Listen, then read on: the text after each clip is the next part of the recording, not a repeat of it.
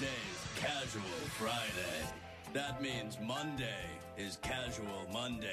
Tuesday, Casual Tuesday. Wednesday, Casual Hump Day. Thursday, Casual Thurs. That's what we call it. And Friday, Casual Shabbat. The Majority Report with Sam Seder.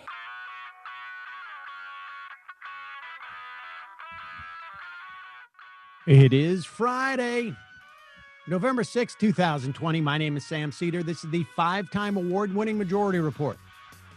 We are broadcasting live steps and steps and steps from the industrially ravaged Gowanus Canal in the heartland of America, downtown Brooklyn, USA.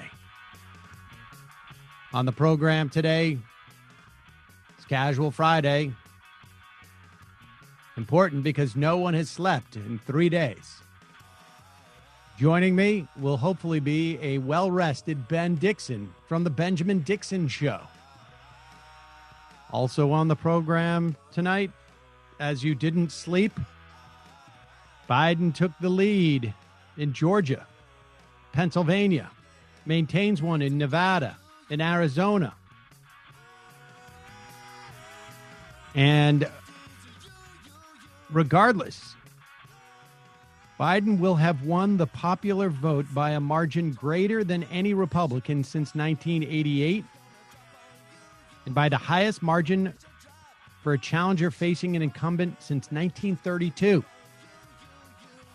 Even if he doesn't win the electoral vote, that is the case. Although we could hear something any moment. It appears there will be dual runoffs in the Georgia Senate races, which will determine or could determine control of the Senate. Meanwhile, Donald Trump in a bunker claims it's all just a bad dream. Speaking of bad dreams, coronavirus surges out of control. 121,000 new infections yesterday. Hospitalizations are now rising. And it turns out counties with the worst virus surges voted overwhelmingly for Donald Trump. Meanwhile, Trump prepping for an insane lame duck session as if it's actually just his second term. Dem leadership in the House seeks to blame progressives for election failures. Mike Esper prepared to quit as defense secretary. And the cronies are seeking to flee a sinking ship. Meanwhile, a top NYPD anti-harassment official caught posting racist rants. Can you imagine? More than 150,000 ballots were stuck unprocessed in post offices. This is around the country as deadlines loom and, in fact, pass for these to be counted.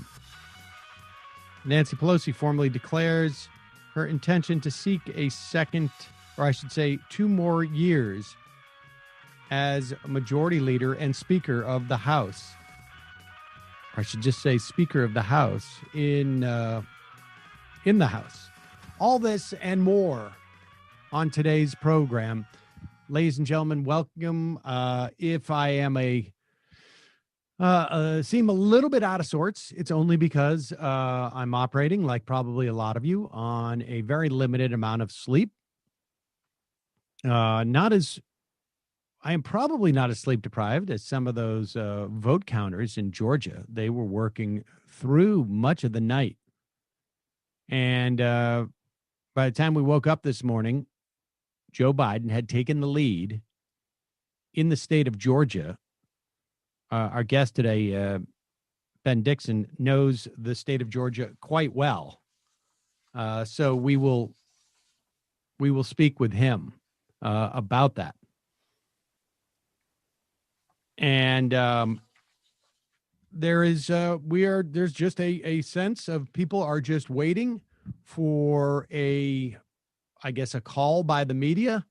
But It may not come until later today. It may not come until tomorrow. It may not come, may come in the next 15 minutes. It seems difficult to sort of sense at this point.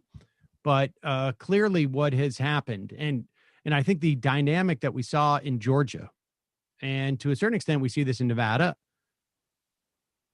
we see it in Pennsylvania, but it doesn't seem to be drawing as much tension, maybe because of the votes that are coming in from Philadelphia.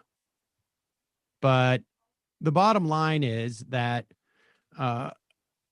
we all knew there was going to be a red mirage of sorts.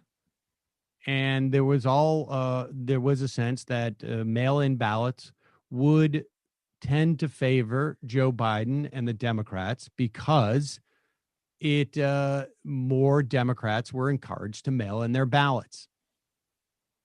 And Donald Trump spent an inordinate amount of time saying that mail-in ballots were fraudulent or they wouldn't get your ballots counted. I mean, he was setting it up and hoping that would be the case.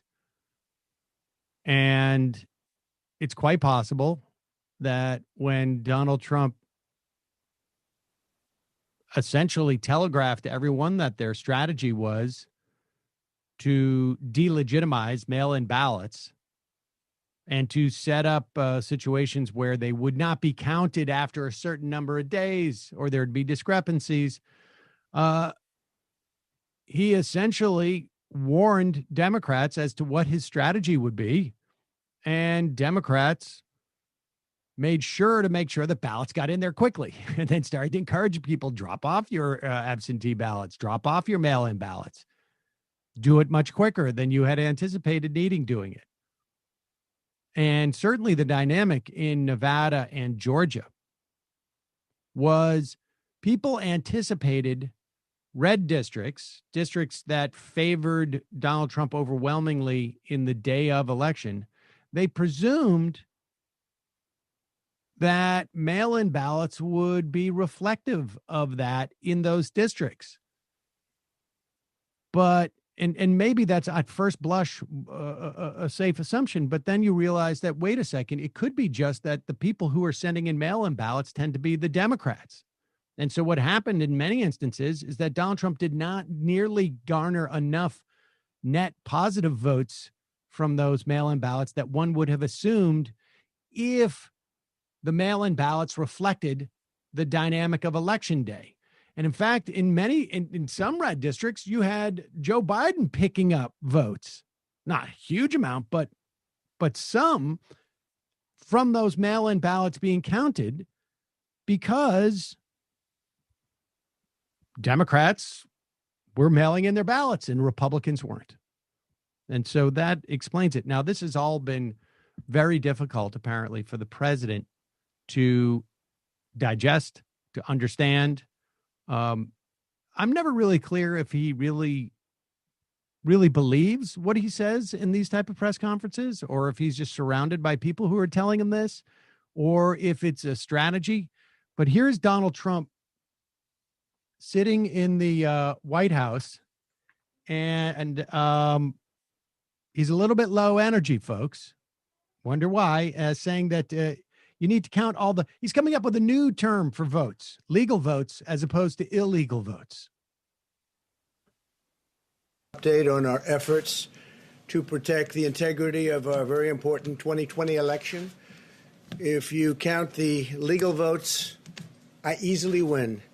If you count the illegal votes, they can try to steal the election from us. If you count the votes that came in late, we're looking at them very strongly, but a lot of votes came in late. I've already decisively won many critical states, including massive victories in Florida, Iowa, Indiana, Ohio.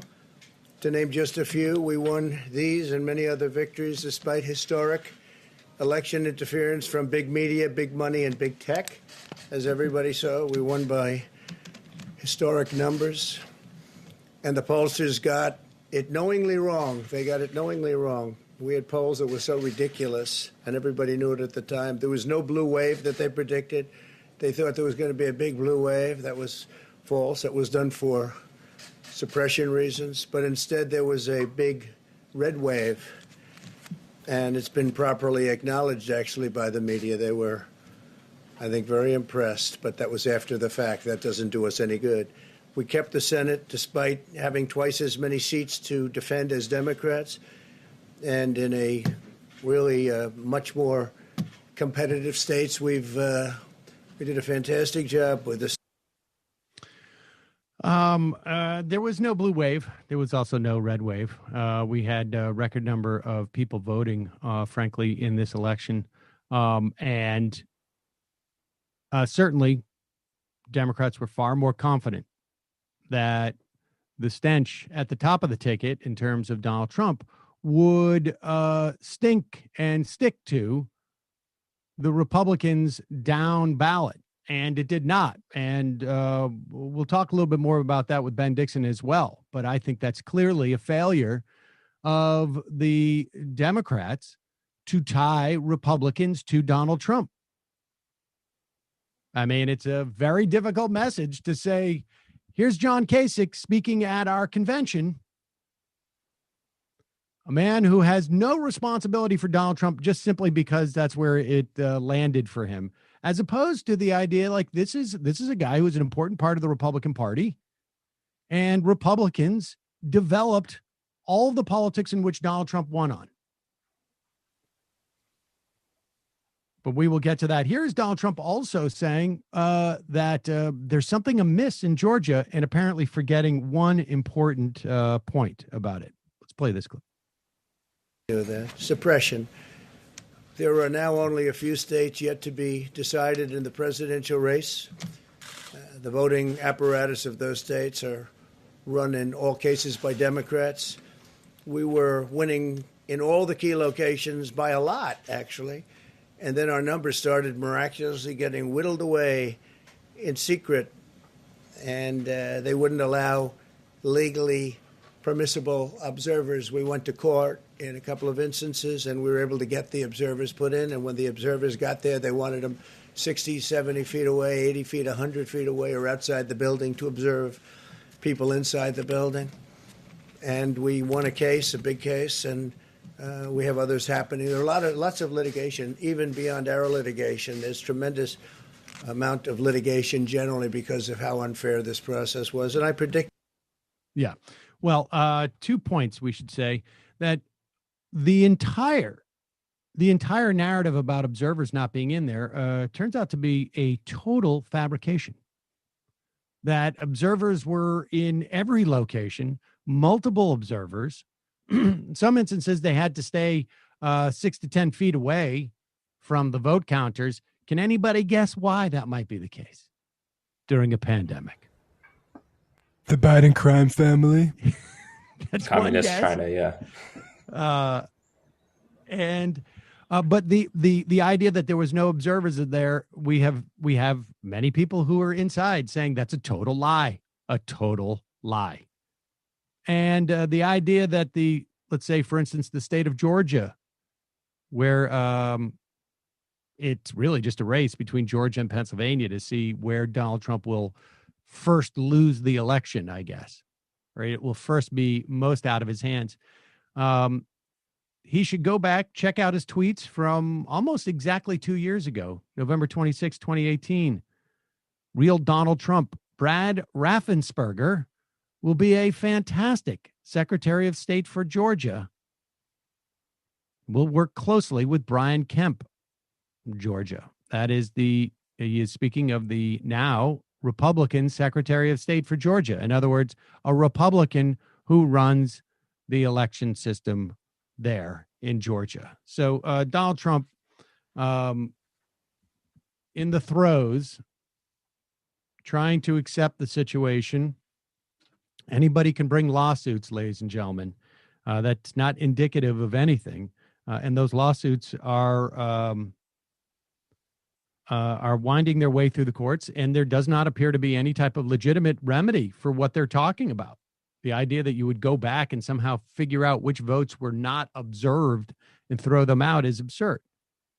But again, this is really just more of an aggrievement play at this point. There doesn't seem to have been any cohesive strategy to undercut as much as it appeared that they were forming one, or they did have a strategy and it just didn't work out that well.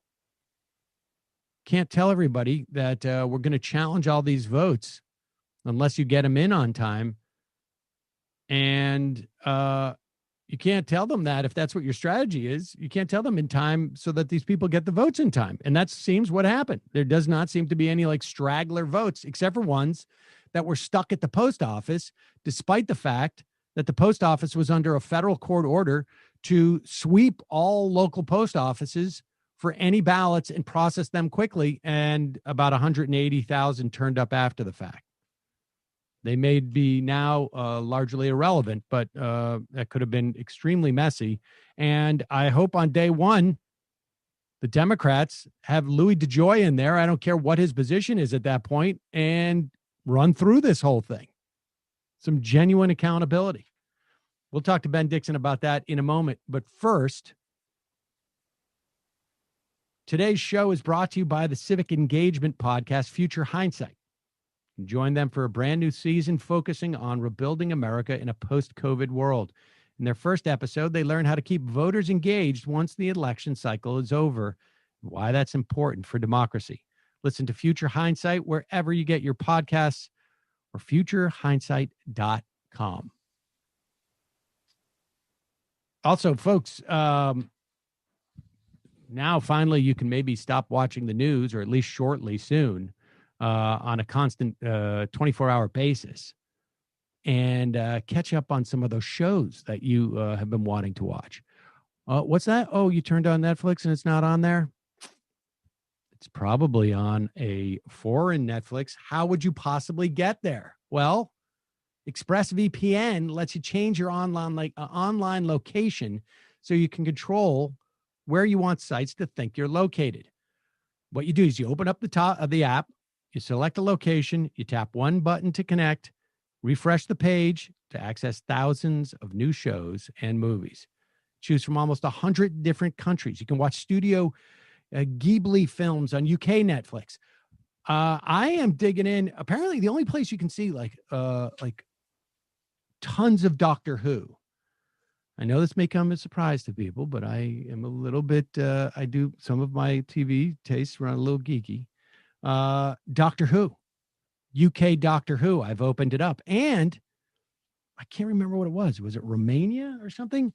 I was playing around with ExpressVPN and found Madman in like Romanian Netflix. It's pretty amazing. You can go check out anime in Japan. You can also stream in HD. No problem. There's no buffering. There's no lag time. There's no latency. Not only does it let you change your location, it also, as ExpressVPN has always done, it encrypts your data and lets you surf the web safely and anonymously. All you got to do is you go to expressvpn.com/majority. They'll give you an extra 3 months of ExpressVPN for free. Super easy. You can use it on your phone, on your tablets, on your computer. Go to expressvpn.com/majority. That's expressvpn.com/majority. Okay, let's welcome to the show the proprietor of the Benjamin Dixon Show and the host of the Benjamin Dixon Show, Ben Dixon.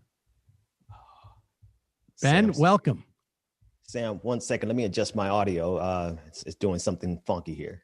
All right. Well, this is all part of the COVID experience, folks, ladies and gentlemen, as we bring people in from their homes, but some people have nicer mics than others, of course, because Ben's doing his show. Ben, welcome to the show. Have you been sleeping?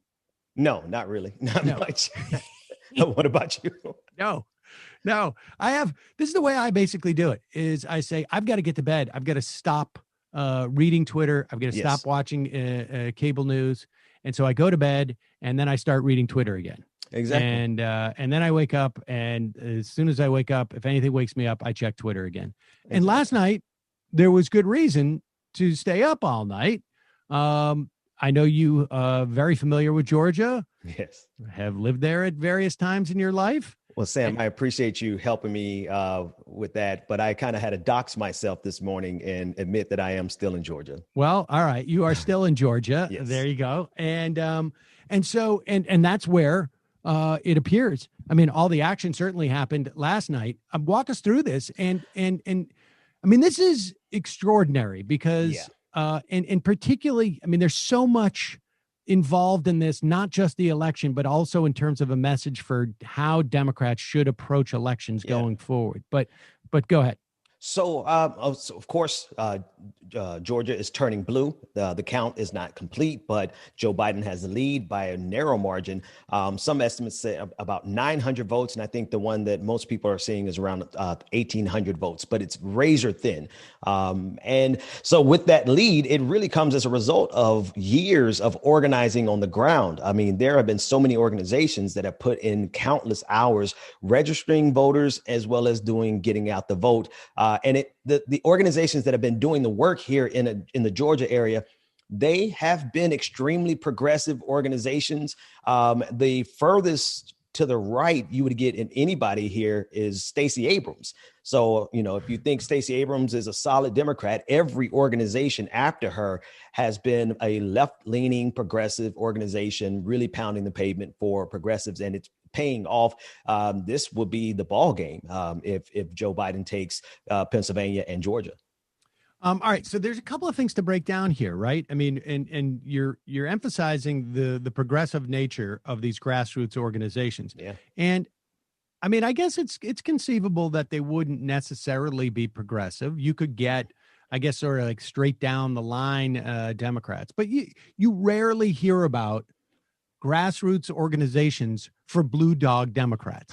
Right. Right. Exactly. I mean, it is in many respects almost an oxymoron. I mean, Right. They don't they represent people who are not necessarily deeply involved in politics and certainly not willing to necessarily commit their time. I'm not saying, it's a generalization. There are exceptions to that rule.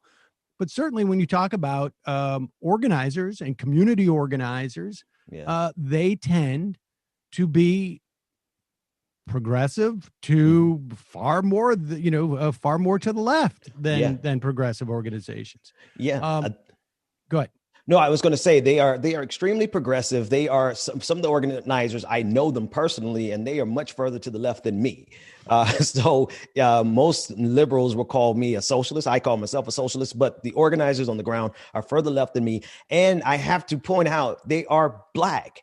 There are Black organizers on the ground down here who have done an amazing job. Black Male Voter Projects, Georgia South Project. They are led by Black people. They are run by predominantly Black people because Georgia's a pretty Black state, especially when you're looking at the Democratic or the left side of the spectrum. And the margins that are coming in from Fulton County, that's a predominantly Black county. So Democrats, you're going to have to pay up for the Black community because they are actually delivering in a very substantive fashion. And we should again state, I mean, I stated before you came on, but this is happening in a Republican controlled state, right? I mean, these numbers, I mean, it's not like it's, Brian Kemp, there has been a tremendous amount of disenfranchisement. So, this is not, there's a lot of headwinds that activists have been facing in Georgia. And the point of this, there's two different points of it. One is this is happening with almost at the exact same time in a Washington phone call, a conference call of the Democratic caucus. Yes. You're hearing so-called moderate Democrats complain about the progressive, and this is where it gets a little bit tough to sort of disaggregate. Some of them are complaining because there were reporters on this call, and then they did reporting on the call itself, but there were literally reporters who are live tweeting it, and I don't think they realized this on the call until they started reading it on Twitter. Some people, we had Spanberger in Virginia, Abigail Spanberger, who was, let's be clear here, she was complaining that so much press was going to people like AOC. Now, want to remind people, AOC was like one of the top fundraisers in the House, maybe the top fundraiser of anybody not in leadership. In fact, I think she was. She may have been the top 2 or 3 fundraisers and I'm talking for the Democratic Party in the House. But Spanberger was complaining about the publicity that AOC has and how much that brand is out there. Now, we also know that Republicans have a higher ID awareness of her than even Democrats did, or at least that was the case, I think, 6 to 8 months ago, because she was demonized by Fox News. Fox News has a history of demonizing women of color. That is sort of like their sweet spot for ratings. But Spanberger was also pushed out there as if she was the new national security establishment of the Democrats, or at least intellectually. And she was put out there as the one who really pushed Nancy Pelosi to impeach Donald Trump, which I think is a rather dubious claim. Mm-hmm. There were a lot of people on the left pushing for that for a long time. But it's not like she's not getting press. And she's complaining that progressives are weighing down the ballot for people in places like Virginia. And, but yet here we have a state that is not even purple theoretically, and it is going to deliver the presidency. It could very well for Joe Biden. It's, the idea that there's a runoff now for 2 senators keeps it into play, at least in the Senate, in a way a ton of different states didn't do. And this was a function of progressives doing the work. Yes, absolutely the case. And I just, what is her name? Abigail Spanberger. She needs to know that there is no Joe Biden presidency without the left, right? Those of us, like, first and foremost, Stacey Abrams, I have to just give her a shout out. Like, I liked the majority of her work, and I think I didn't like her aligning with Michael Bloomberg, but that's neither here nor there. The fact that she helped organize and get funding for all of these organizations that went out there and did the work. And then all of the progressives to her left that got on the ground and did it. There is no Joe Biden presidency without it. And I'm sorry, Abigail, but if, wait, let me just, because I'm going to make sure I don't call her out of her name. Abigail, if you had that problem in Virginia, I think it's more of a problem of how much the people were drawn to you as a candidate. Because if we can flip Georgia, that hasn't been blue since Bill Clinton ran in 92. If we can flip, and now the Senate seats, it's not just the presidency, but the Senate seats. And this state is the state that is going to determine the entire trajectory of this country. Then she probably is just not qualified to be in that seat. And perhaps we need to find someone better to run in that spot in 2022. So one of these issues, is this notion of ideology, and one of the things that also came up on that call was branding, essentially.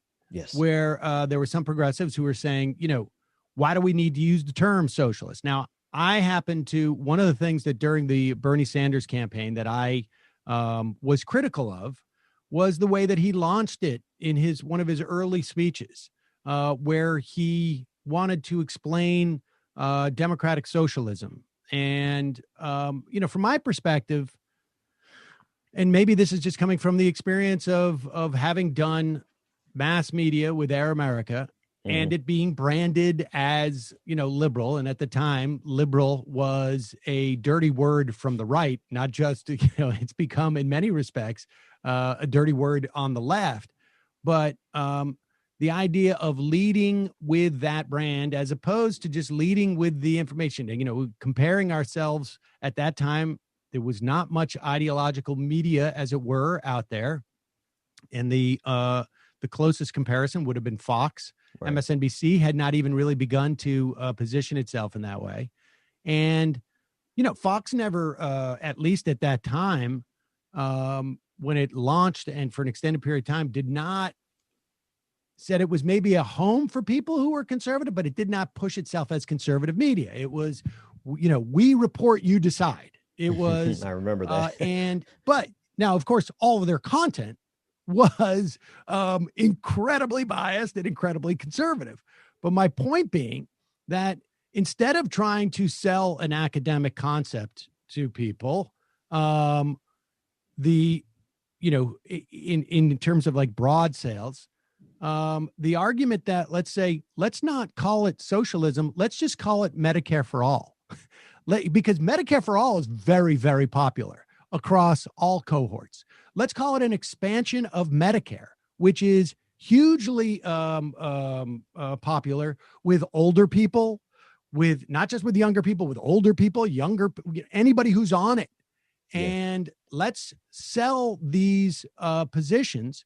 Green New Deal happens to be very popular. Yeah. And certainly when you break it down and don't label it Green New Deal, it gets even more popular. The idea of like jobs guarantees and these are popular ideas.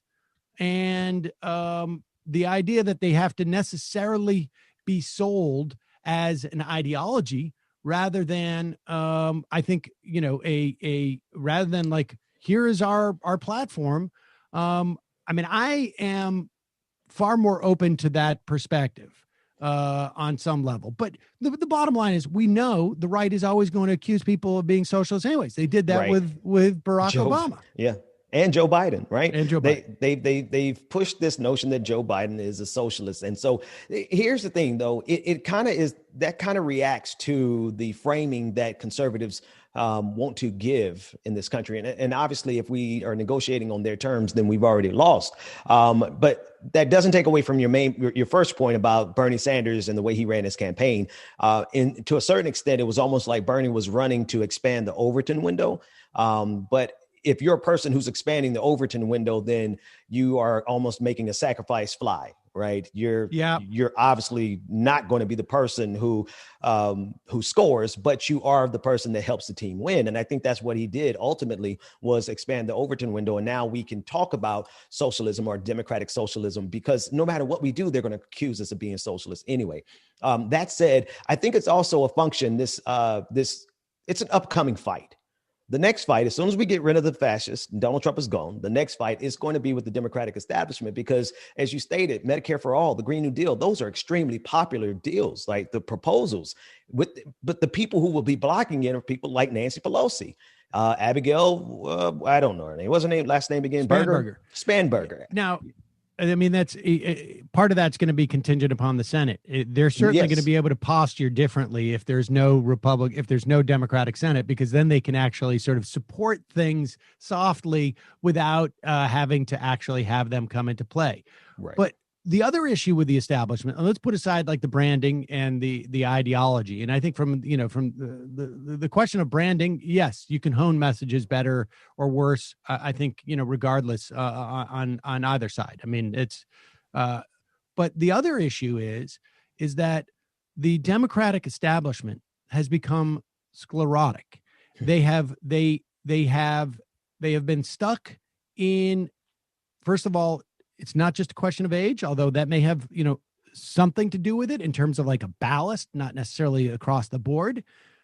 But it's also when people came to, when they came into their own in what era of politics. Right. And I want to put up this thread from AOC in response to what she heard, because part of it is also is the question of tactics. And when we talk about the establishment, one of the problems with the establishment is that it has built up almost like a royal court, where there's a lot of people who are sitting there with their hands out, and their advice is often a function of what is going to put the most money in their pockets. Absolutely. And this is, I mean, it's not necessarily an ideological issue. You have people like that on the left, or supposedly, on the left, who are looking to enrich themselves, right? I mean, we know this, but ideology does play a big part in it, because if you're coming from a community organizer background, if you're coming from a worker-oriented background, labor-oriented background, low income background. And I mean, you don't necessarily have to come from that yourself, but you work in that type of environment. The motivation of going out on the streets and community organizing, that's just not a lucrative thing to do. And so you have people, here is AOC talking about this right here, where, questions of like TV. So she said there are folks running around on TV blaming progressives for Democratic underperformance. I was curious. I decided to open the hood on struggling campaigns of candidates who are blaming progressives for their problems. And almost all of them had awful execution on digital, right? And this is just one element. I mean, she knows, she understands online very well. She's young. She grew up. She was like, in many ways, sort of trained natively in this because this is what, people in their 20s and early 30s grew up dealing with in many respects. She's also an excellent politician. And she's really, really calling out the failure of tactics and whatnot. Mm-hmm. She goes on to say that it's a little bit tight. I can't see it that well, Brendan, but maybe you can expand it. Yeah, just a little bit and go through them. But the bottom line is she is talking about, tactics and saying people, you need to be more competent at your jobs in many respects. Yeah. Ideology and messaging are spicy conversations a lot of people jump to, but sometimes it's about execution and technical capacity. And the bottom line, Ben, and I think you know this, is that we have a lot of people who make a lot of money by putting television ads out there. Yep. We also had a situation this year, which was in many ways analogous. That's good, Brendan. You could take it down. Many ways analogous to what we saw in 2016, which was a lack of volunteers, which often comes from people who are not running on any type of like platform that it shows a real distinction from their opponent, that you have trouble getting volunteers in that situation. And that means you cannot go door to door. And I think one of the things that we saw again was that in places like Michigan and Minnesota and Georgia and in Pennsylvania, it was grassroots organizations going door to door, despite the fact we had a national campaign that wasn't doing it, that basically eked out this win. Yeah. And we saw a failure to do that with Clinton as well. Here's what the establishment needs to be keenly aware of. This isn't 2008. The fundraising that took place that funded these outside organizations was not turned over to the Joe Biden campaign like it was turned over to Barack Obama. That said, no matter how much the establishment cries, they aren't going to be able to stop the progressive agenda and the progressive message. Their best opportunity is to work with us, because if they continue to position themselves like they have been since Tuesday, they've come out actively attacking the progressive agenda already, which I'm kind of grateful for, Sam, because it could let me finally be free to be me, because it took a lot for me in the last 6 months to not criticize Joe Biden and just focus on Donald Trump. So I want to thank Nancy Pelosi and all of them for letting me loose. But that said, they should really try to work with us, because if they work against us, they're going to see exactly how organized we really are and how much fundraising capacity we actually have, enough to really primary the hell out of them. So I think they are really shooting themselves in the foot at this point. But I mean, far be it for me to stop them. One of the things that I think is interesting also to look at is this notion of, and we should say Pelosi, yesterday on the program, I had Jeff Hauser on, and we both to talk about how to push Joe Biden. Mm-hmm. Even without a Democratic Senate, there's a lot of things he can do by executive order. There's a lot of personnel he can install without getting confirmed by a Senate. There's certainly Donald Trump has shown us that, even though they've been sloppy at times with it. But we're also talking about the Democratic leadership. Nancy Pelosi, in my estimation, and I think in others, failed during these 2 years. Absolutely. To deliver on even the very narrow promises that the Democrats made in terms of oversight and pushing the Republicans. And so this is going to be, I think, like, as we're having that conversation, I got some pushback. Like, it seems a little early to be doing this. That hasn't been resolved. Nancy Pelosi announces that she's running for a second, or she's formally declaring. But there are moderates who are pushing back on perhaps on her. I mean, Some of this is generational, right? And just sort of tactical. Yeah. It's interesting that the first pushback that came against Nancy Pelosi did come from the moderates. But, if they open that door, they should be aware that we're running in, and there are going to be multiple challenges. Hakeem Jeffries is not going to get that seat unchallenged. I can promise you that. But it does represent a generational shift. Nancy Pelosi has held on to it long enough. And it also represents a shift in tactics. You got people like Steny Hoyer, Jim Clyburn, all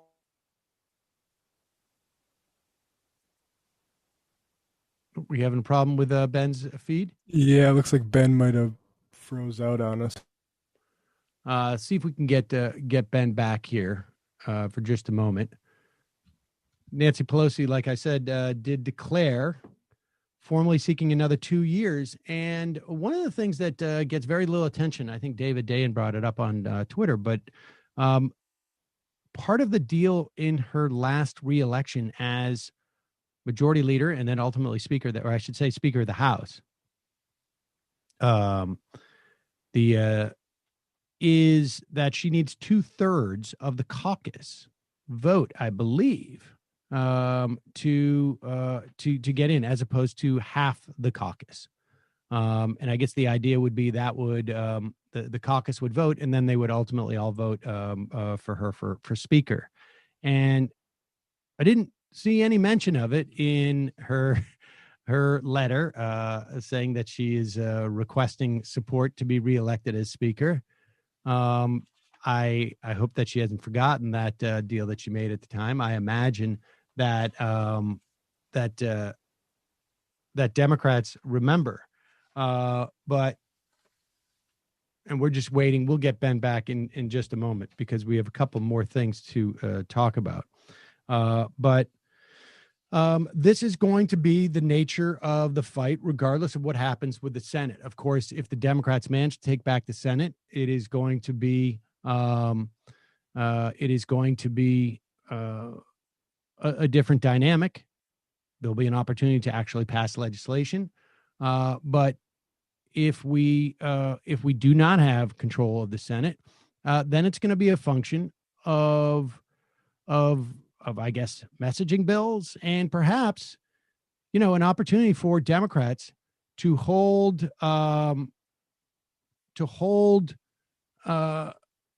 Republicans to account for this past administration. Ben is telling me that he can do a Zoom on his mobile because the internet is down in his neighborhood. So can you IM Ben that Zoom link, and we'll get him on to finish up, because I want to ask him about. Oh, here he is. Okay. Sam. Yeah, here we go. All right, great. Not quite as not quite as good, but you're still looking pretty good. All right, well, good. I'm glad you're here, Ben, because I wanted to ask you. We're looking at what appears to be 2 runoffs for Senate, and before we get to that, because you're in Georgia, I want to get a sense of how much of a chance there is, and what the value is of fighting that fight, even if the chances are very slim. But before we do, I want to just ask you one more question. One of the things that occurs to me is that about 10 years ago, I guess it was, maybe it was even longer, and I don't know how many people remember this, there was an organization called Acorn, yes, which was which provided a lot of services for low-income people, but it also was one of the primary organizations, national organizations, that would organize low-income people to vote and to register. And the Democrats at the time were incredibly weak-kneed.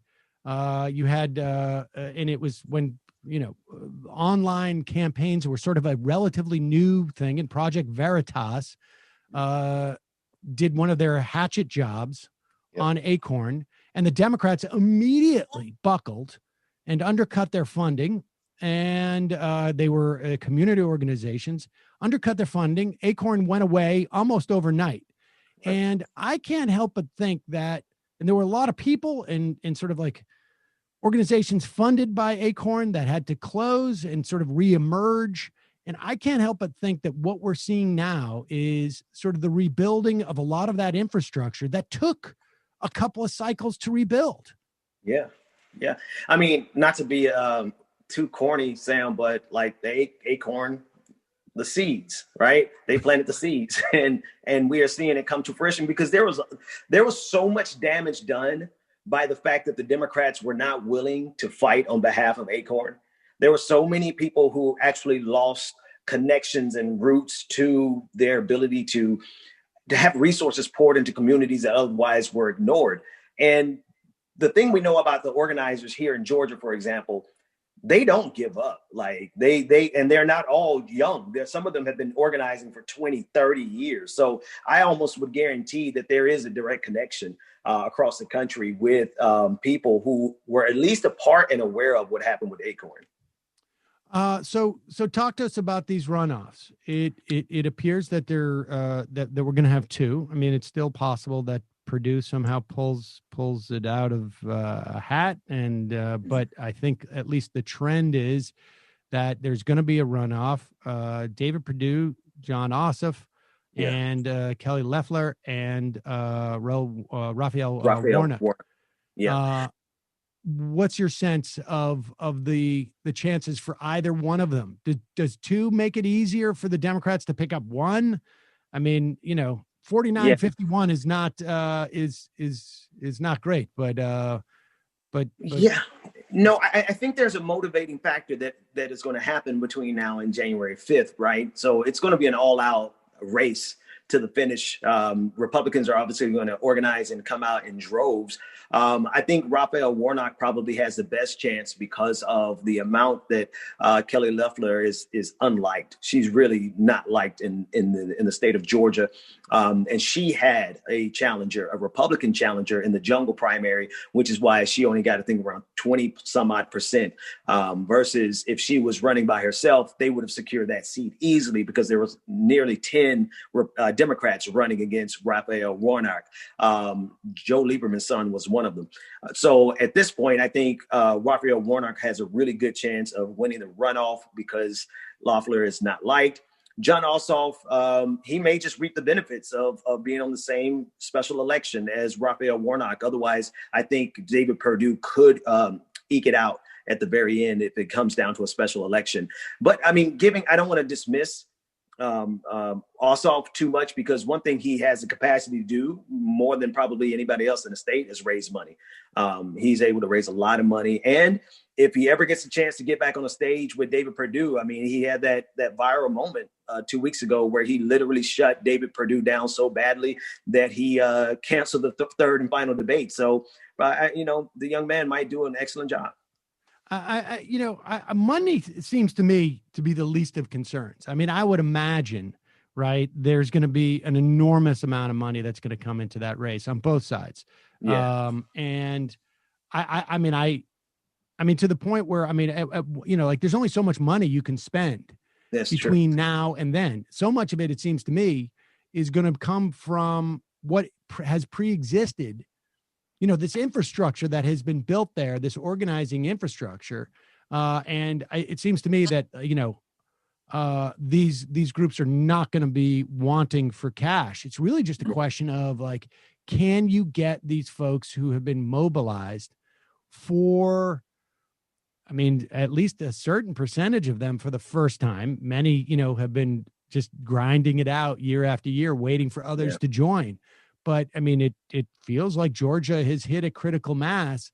I guess the real question is who will have the urgency? Because it seems to me prior to 2018, right, and prior really till this era, Republicans generally overperformed in special elections and generally overperformed in mid-year, off-year elections. Yeah. I don't know where this one fits, right, because it's coming in January when, is it there's who's in charge enough for people to be rebelling against? Like, is it still going to be people voting against Donald Trump when they come out for that? Well, yeah, no, actually, I think it will be. If nothing else, they'll be voting against Amy Coney Barrett. Right, they'll be voting against Lindsey Graham. There are plenty of villains left on the Republican side of the equation. They'll be voting against Brian Kemp, for that matter. All the voter suppression that kept Stacey Abrams from being the governor right now. Like, there's a long list of people that we are focused on in the state of Georgia that will push us out to the poll. I think the other question to ask, Sam, is who's going to lead the Republican fight? Right, if Donald Trump is on his way out, he's going to burn everything down on his way out. He's not going to be doing any favors for anybody. I just don't feel like he's going to be magnanimous enough to help out the Republicans when if he loses. And so then who's going to be the figurehead that's going to be able to push people? There's no heir. That's a really good point. Right. So without an heir apparent, they have no leadership to come in and mobilize people. That's an excellent point. I mean, I don't know if I'm David Perdue or Kelly Loeffler, if I really want Donald Trump, particularly by January, right? Like, I mean, he'd have to be he'd have to be, very well behaved for the next 2 or 3 months to come in there and not drive a tremendous amount of anger towards him and drive people to the polls. Right. I mean, I don't know. You have a better sense. Like, do you need a national figure to come in there? I mean, I imagine I wouldn't be surprised if Barack Obama is not in Georgia. Sam, we're going to have everybody from Joe Biden to Barack Obama to all the people who are still, for greater, for better or for worse, they're still great leaders in the Democratic Party. Who's coming from the Republican side, right? Who's going to be pushing it? Lindsey Graham, Mitch McConnell, David Perdue, Brian Kemp. Like, there's literally no little Marco Rubio. I mean, there's really nobody who can come in as a leader. But Mike Pence, no. I mean, literally nobody. They're going to be bringing Candace Owens or somebody. That's how bad their bench is going to be between now and January. I'm sure they can rebuild, but not in time for this special election. One of the stories that came out of the presidential election, and we should say, it is not over yet. Right. And I don't think any of the court cases are going to have any resonance, but, certainly strange things have happened with presidential elections. So, but assuming this holds, one of the stories is that Trump did marginally better with Black folk. He did significantly better with Hispanic folks. And that, of course, is, no group per se is a monolith, although, traditionally Black people have provided the Democrats with, the most consistent voting bloc that exists. Hispanics, tend to come from many different cultures as opposed to, or I guess more culturally identified or have different circumstances, right? I mean, Cubans are more, I guess, concerned about Castro or the legacy of Castro and communism and socialism, Venezuela, Nicaragua, maybe. So do you think that Perdue and Loeffler have the ability to sort of peel people off in that way that Trump did? It doesn't feel like that to me. No. So I do think, to be sure, I think the Republican Party has found a new way of, they've solved a longstanding puzzle that they've had. Like, how do we actually get a diverse coalition without having to not be bigoted? How do we get Black voters without having to stop being racist? Because racism is a key part of their Southern strategy. And they figured it out. You find and promote Black people who will create a community that doesn't pose a threat to white supremacy. Candace Owens, all the different list of people I can name that are now the celebrities. And those celebrities have built a community, right? There are always reactionaries in every single community. There were conservatives, Black conservatives, who never really cared about the racism of the Republican Party. They didn't have anywhere to be identified with. Like, they didn't have anyone that they could connect with and be out loud and proud. Now they have their conferences. Now they have their online media presences. They have places they can go and connect with other Black reactionaries. You're going to have Black fascists, right? Let's just cut to the core. Black patriarchy. I mean, there's all kinds of things in the Black community. And now they finally have a home. Republicans will capitalize on that going in the future. I don't think it will be a factor at all in January, though. Ben Dixon from the Benjamin Dixon Show. Good luck with that internet connection there. I appreciate your calling in by phone. Thanks so much for your time today, man. Appreciate you, man. Thank you. We're going to take a quick break. We'll be right back with more and close this out.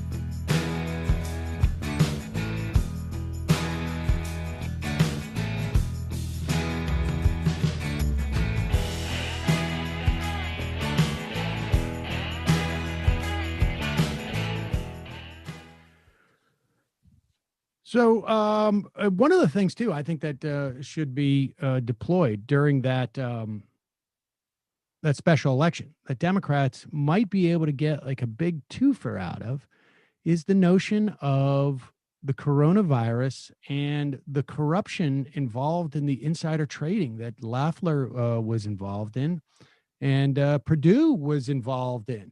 Remember that clip, Matt, Brendan, you remember that clip, and I think Ben mentioned it, where Ossoff basically really dug into David Perdue hard on his corruption, called him a crook, so much so that David Perdue canceled their second debate. Now, I don't know if they're going to be able to, I don't know if they're going to have another debate, but, you know, for Ossoff to have an entire campaign for now until January, just about 2.5 months, maybe 2 months, built upon the idea of A, that Perdue is corrupt, and B, that he's so corrupt that he was afraid to face the music again. That to me seems pretty powerful. And then Loeffler has a similar problem. I have a feeling that Doug Collins, who was her main challenger, probably cut an ad or two along those lines.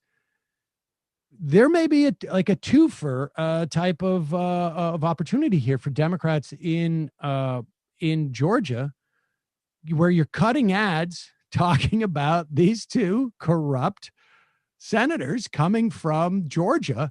And I will say, you know, we're looking at 122,000 new infections yesterday in this country. Health policy folks, epidemiologists are saying we are really on, I mean, I think we may be, in their perspective, beyond the brink in terms of COVID exploding. We're 3 weeks out from Thanksgiving, where we know people are going to be traveling. We have areas of the country where they just completely deny that it exists.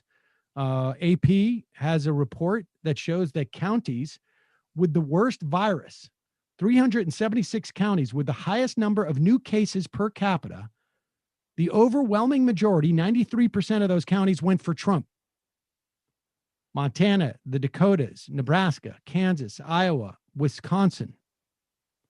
They have lower rates of adherence to social distancing and mask wearing, other public health measures.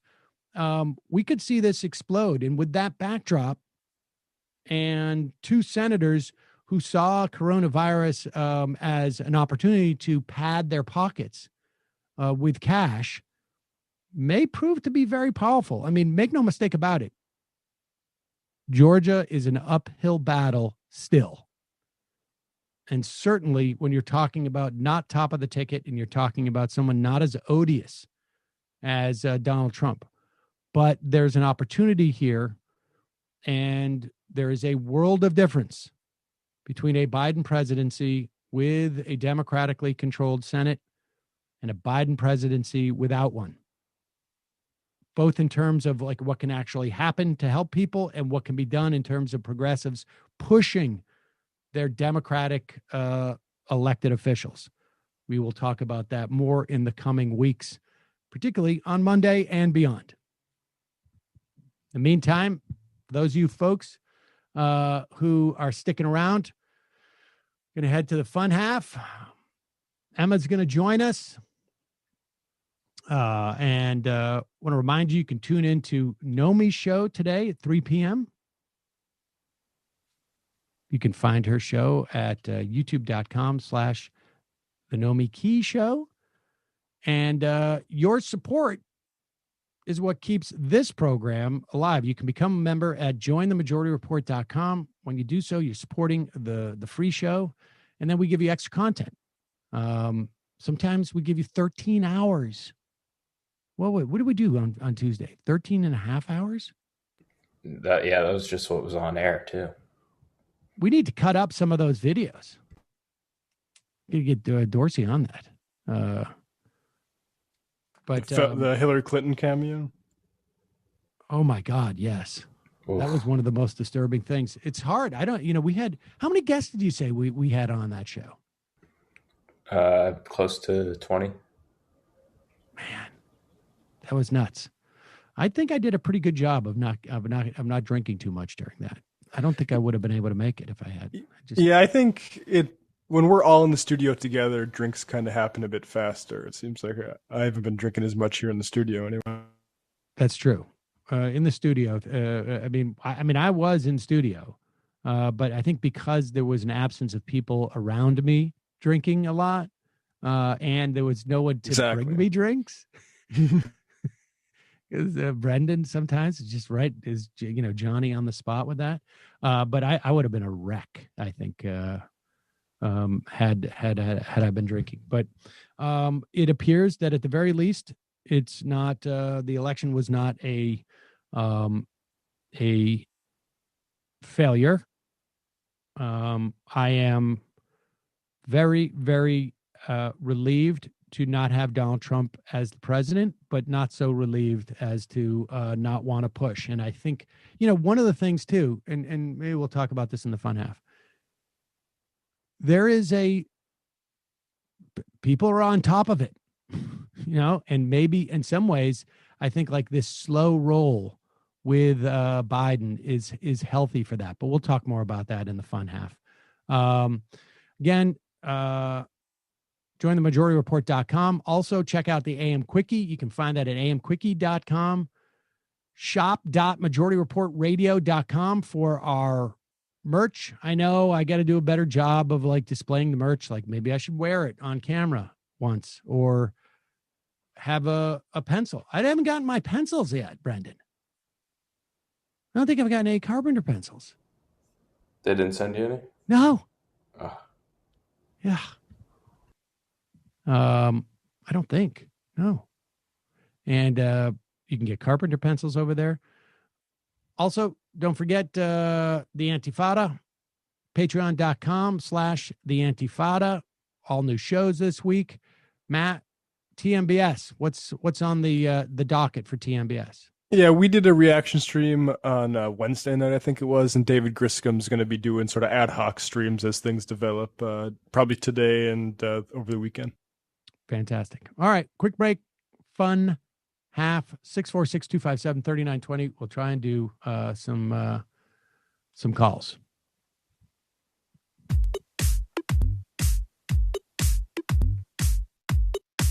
Left is best. Jamie and I may have a disagreement. Yeah, you can't just say whatever you want about people just because you're rich. I have an absolute right to mock them on YouTube. He's up there buggy whipping like he's the boss. I am not your employer. I'm tired of the negativity. I'm sorry. I didn't mean to upset you. You're nervous? You're a little bit upset? You're riled up? Yeah, maybe you should rethink your defense of that, you fucking idiots. We're just going to get rid of you. All right. But dude. You want to smoke this joint? Yes. Do you feel like you are a dinosaur? Some good shit. Exactly. I'm happy now. It's a win-win. It's a win-win-win. Oh, hell yeah. Now listen to me. 2, 3, 4, 5 times. 847-906-501-457. 2, 38, 56, 27. 1/2. 5 8s. 3.9 billion. Wow. He's the ultimate math nerd. Don't you see? Why don't you get a real job instead of spewing vitriol and hatred, you left-wing Limbaugh? Everybody's taking their dumb juice today. Come on, Sammy. Dance, dance, dance. Ooh.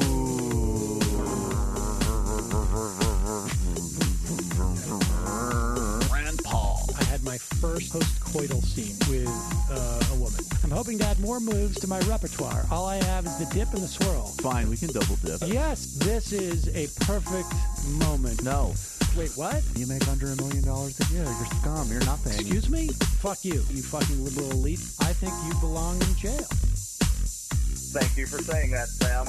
You're a horrible, despicable person. All right, gonna take a quick break. I want to take a moment to talk to some of the libertarians out there. Take whatever vehicle you want to drive to the library.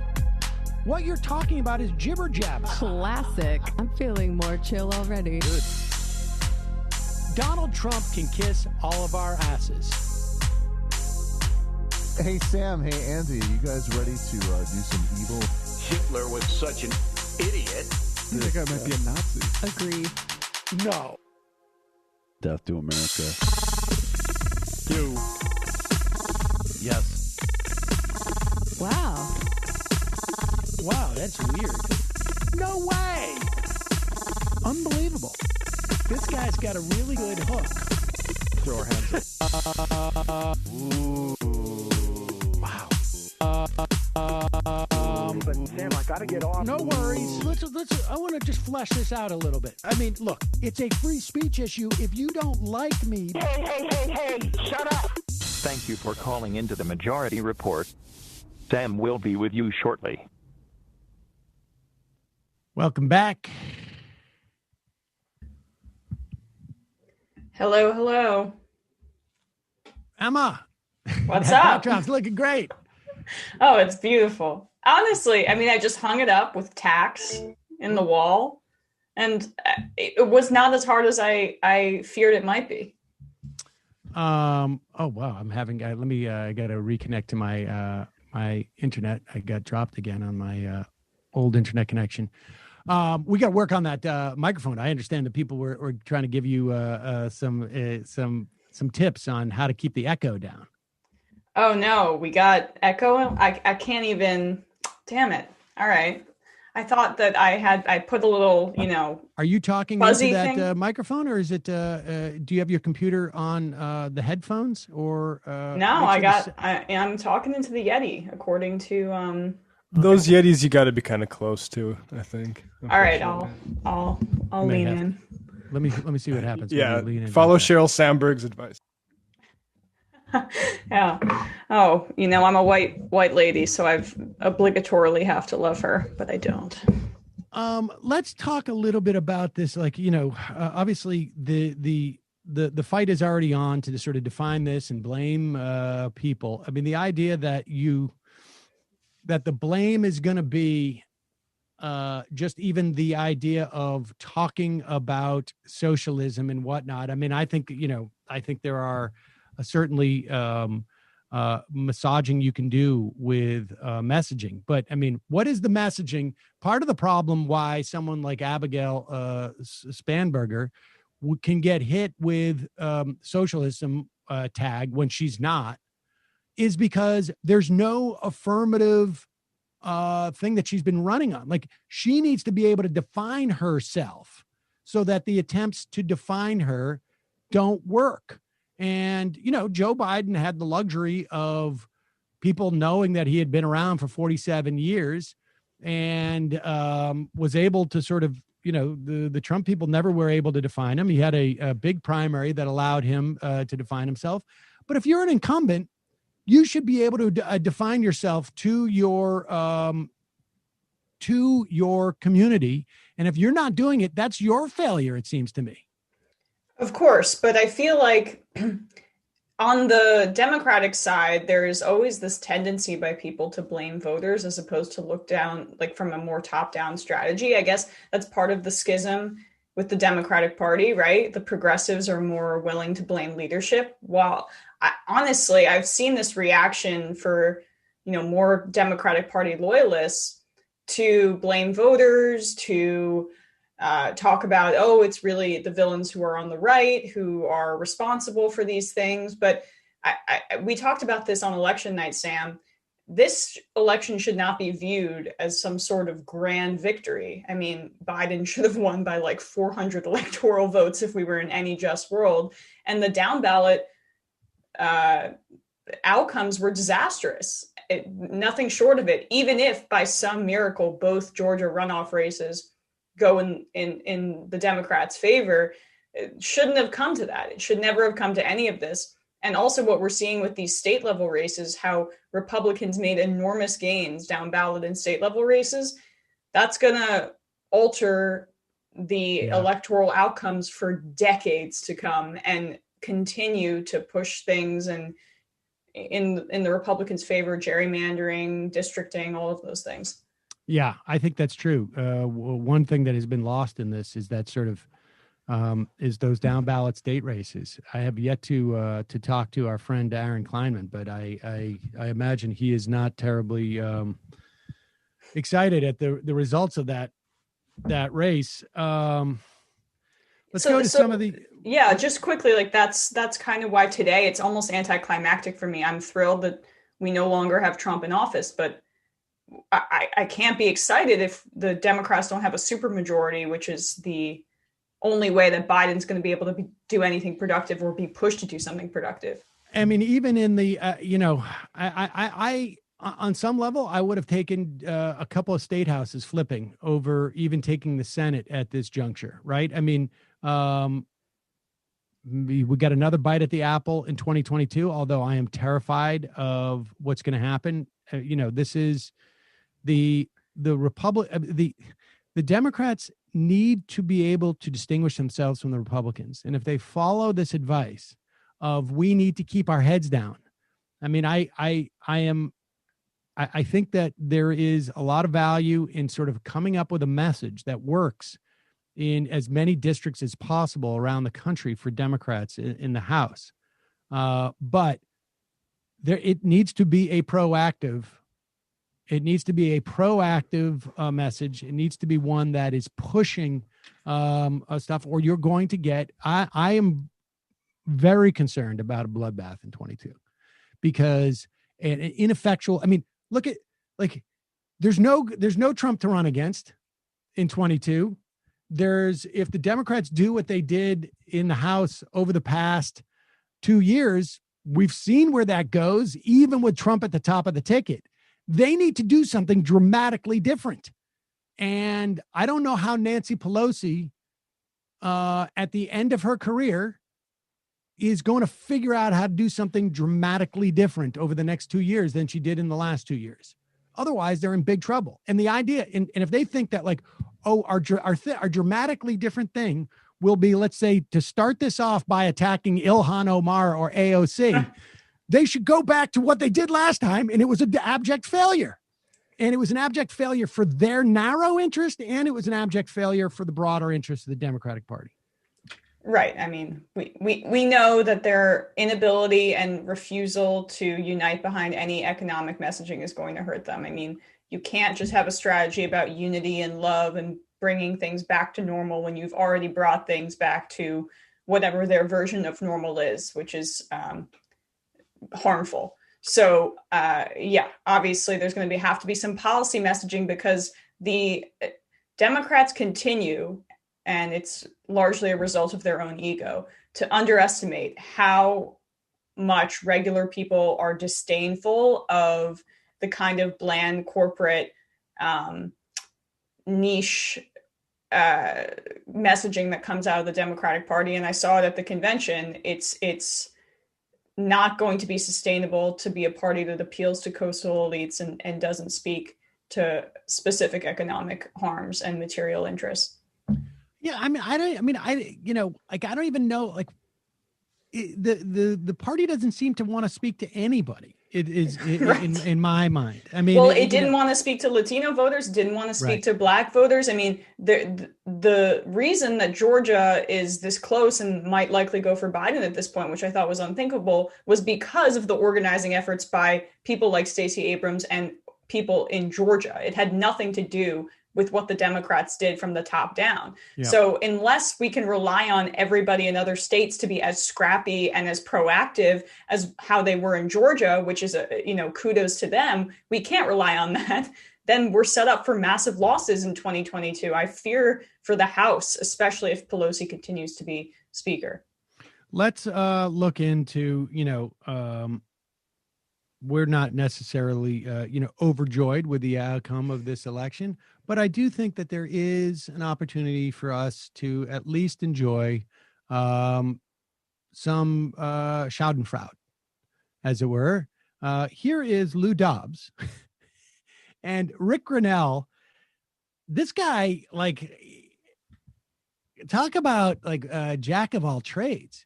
He's gone from the ambassador, I can't remember where it was, to Germany. Yep. To the head of the an acting head of the DNI, to some type of legal consigliere for Trump's campaign. Here is Lou Dobbs on with Rick Grinnell, who made these. Lou Dobbs might be the most unhinged member of the media. That's my hot take. Here, yeah, well, let's see if you're right. 60. Let me get to the point, Lou. 3,060 people here in Nevada that voted illegally.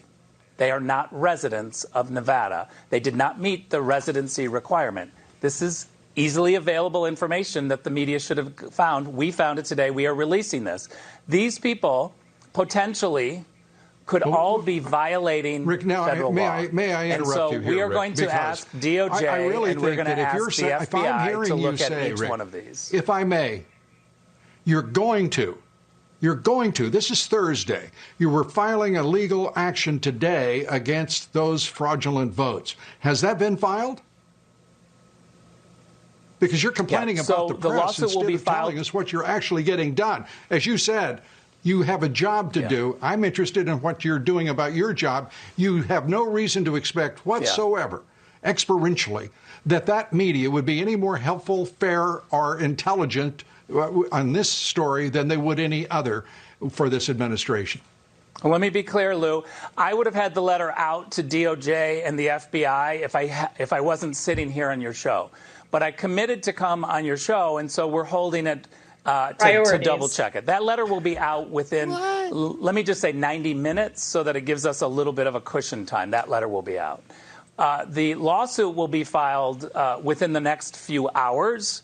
We're putting together big, large pieces of information, and we have a small team. Your and Honor, so, again, when I complain about the media who have large teams, I think this is quite appropriate. We are going to get both of those things that I described out tonight, and you will see them. Tonight? Oh, man. Whoa, he's already pushing the deadline. I mean, Lou Dobbs has got a point, it seems to me. Well, I love that. Like, firstly, I love his priorities. His first Lou Dobbs show, then the letter, then the lawsuit, right? And I like how he's trying to make Lou Dobbs feel guilty. Lou, it's only because I promised you that I couldn't get it done. Yeah.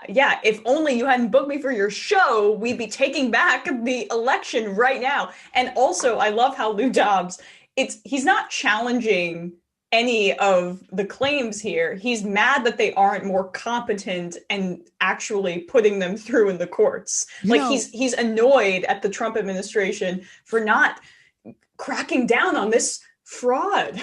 Well, I mean, I gotta say, I think Lou Dobbs has a point here, and I'm a little bit. I mean, at one point, as I was listening to this stuff yesterday or reading about it over the past couple of days, it has become clear that the Republican Party apparatus, and by that I'm talking, I'm using it in its most expansive terms. Whether it's like the Koch brothers or whether it's the Federalist Society or Heritage or whatever it is, they seem to either have decided we're not deploying, or they've run out of people, because it is clear. I mean, Grinnell in that clip said, look, we have a small team. What? You have a small team? That your campaign raised $1 billion. How do you have a small team on something that you've been telegraphing to, that me sitting in my closet with a microphone was aware of what your strategy was, like down to the locales. And these are not Pennsylvania. Who could have imagined? Or Nevada, who could have imagined? Like, you're telling me you got small teams there? What? You've been telegraphing this for weeks and months. And I think that they just had trouble finding competent people to go out and do this. People were like, it's too close. It's too close. All the people are jumping off, all the rats are jumping off the ship, and they're like, you're inviting me on the final cruise? No, I'm not coming on the final cruise. Yeah, to back up what you're saying, I mean, you're seeing that most Republicans behind the scenes are not backing up these claims, even though now, I mean, first Don Jr. calls out Lindsey Graham on Twitter. then Lindsey Graham, comes and is now making media appearances talking about potential fraud. Ted Cruz is now doing so. But most of the savvier establishment Republican types behind the scenes, they're not backing up these claims. And I'm sure that Trump and his ilk had a really hard time getting the traditional GOP apparatus, which begrudgingly helped him out in the back in 2016 and in the background in other areas, to come to his defense here with actual staffers and people. I think that's absolutely right. In fact, on Wednesday, and this is from the Times, right, Brendan? On Wednesday, the president's family was heavily involved in efforts to question the validity of the vote tallies. Mr. Trump had joked that at the rally, if he lost, he would never speak to any of his adult children again. I mean, do we really know? Have we confirmed that's a joke? Yeah, I mean, jokes have truth in them, so. That's called, I think what Al Franken would say, kidding on the square. Mr. Kushner was making calls looking for what he described, this is on Wednesday now, for what he described as a James Baker-like figure who could lead the legal effort to dispute the tabulations in different states, according to a person debriefed on discussions. The Trump campaign's they want Atticus Finch to help them out here. But they're starting to look on Wednesday? They've been talking about, this has been like, remember the whole thing where Donald Trump, I mean, I think to a certain extent, Mitch McConnell must have just done a huge, huge job on Donald Trump. He must have said, like, look, we need to get Amy Coney Barrett on there for all the legal implications of a case that will come to the Supreme Court. When in fact, Mitch McConnell is thinking, like, we need to get her on there because if we get into a lame duck, I'm not going to be able to get her through. And so you shouldn't deal with the stimulus. And Trump just sat there like a moron, like, okay. Yeah, okay. Oh, wait a second. Are we going to need a lawyer to go in front of Amy Coney Barrett? Okay, will she just do it on her own? From Trump's perspective, wouldn't it have been wiser to keep that seat open for the election? It probably would have increased turnout. Without a doubt. He must not have read any of the articles on that's why 25% of the people voted for him the last time. But it would have behooved him to keep it open because you don't get that seat unless I get reelected. It would have been a huge driving force, it seems to me. I mean, we're talking about marginal voting at that point. And it would have forced Mitch McConnell to pass his freaking, Trump kept going like, I'd like it bigger. Okay, go bigger. Go bigger with this. Sounds like somebody failed the art of the deal at the end of their term. But the idea that they're looking for their James Baker on Wednesday, like, oh, their James Baker is sitting around like, oh, well, no, you got to know your James Baker at that point had been chief of staff. The James Baker had been like, had been a senator. Like, who is it that they haven't figured out who that guy's going to be until after the election? That's insane.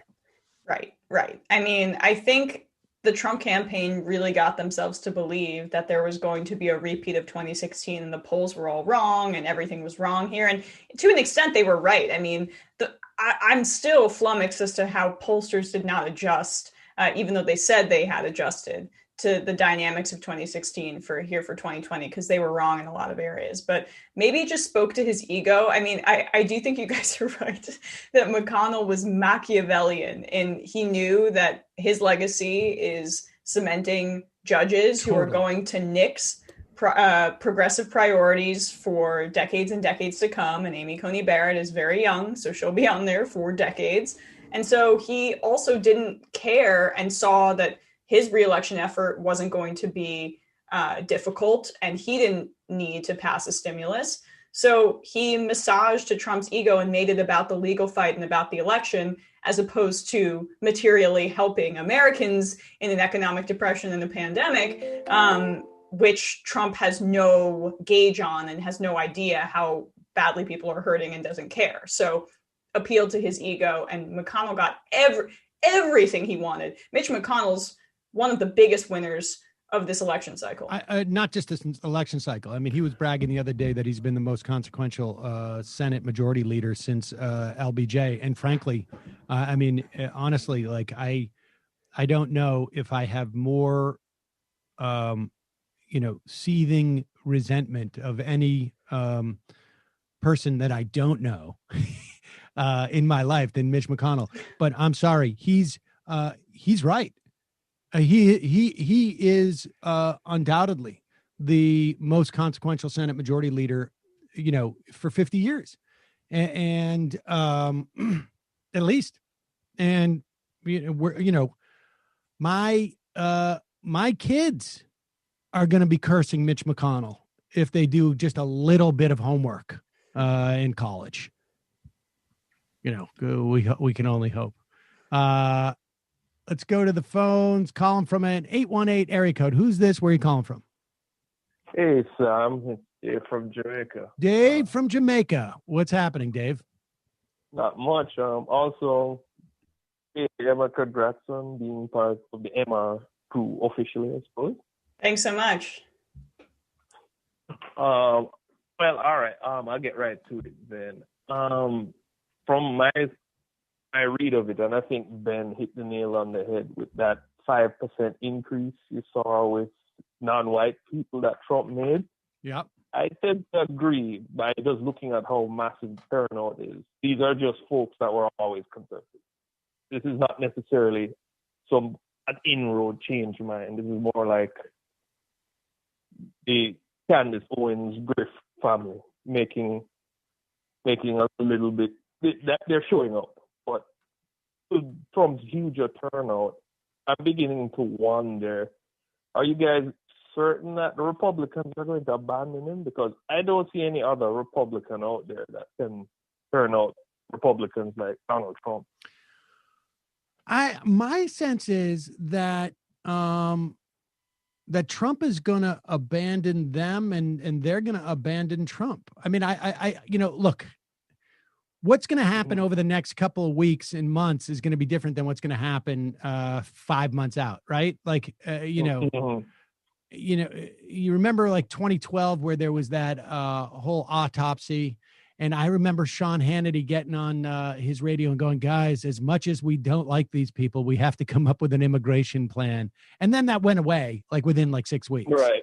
And I imagine there's going to be a little distancing from Donald Trump, but then they're going to be like, well, we don't really have to. I think it's going to be a function of, look, and we got a clip of Steve Bannon. I think like Bannon is going to really blame the establishment and he's going to get into Trump's ear and that's going to be fine.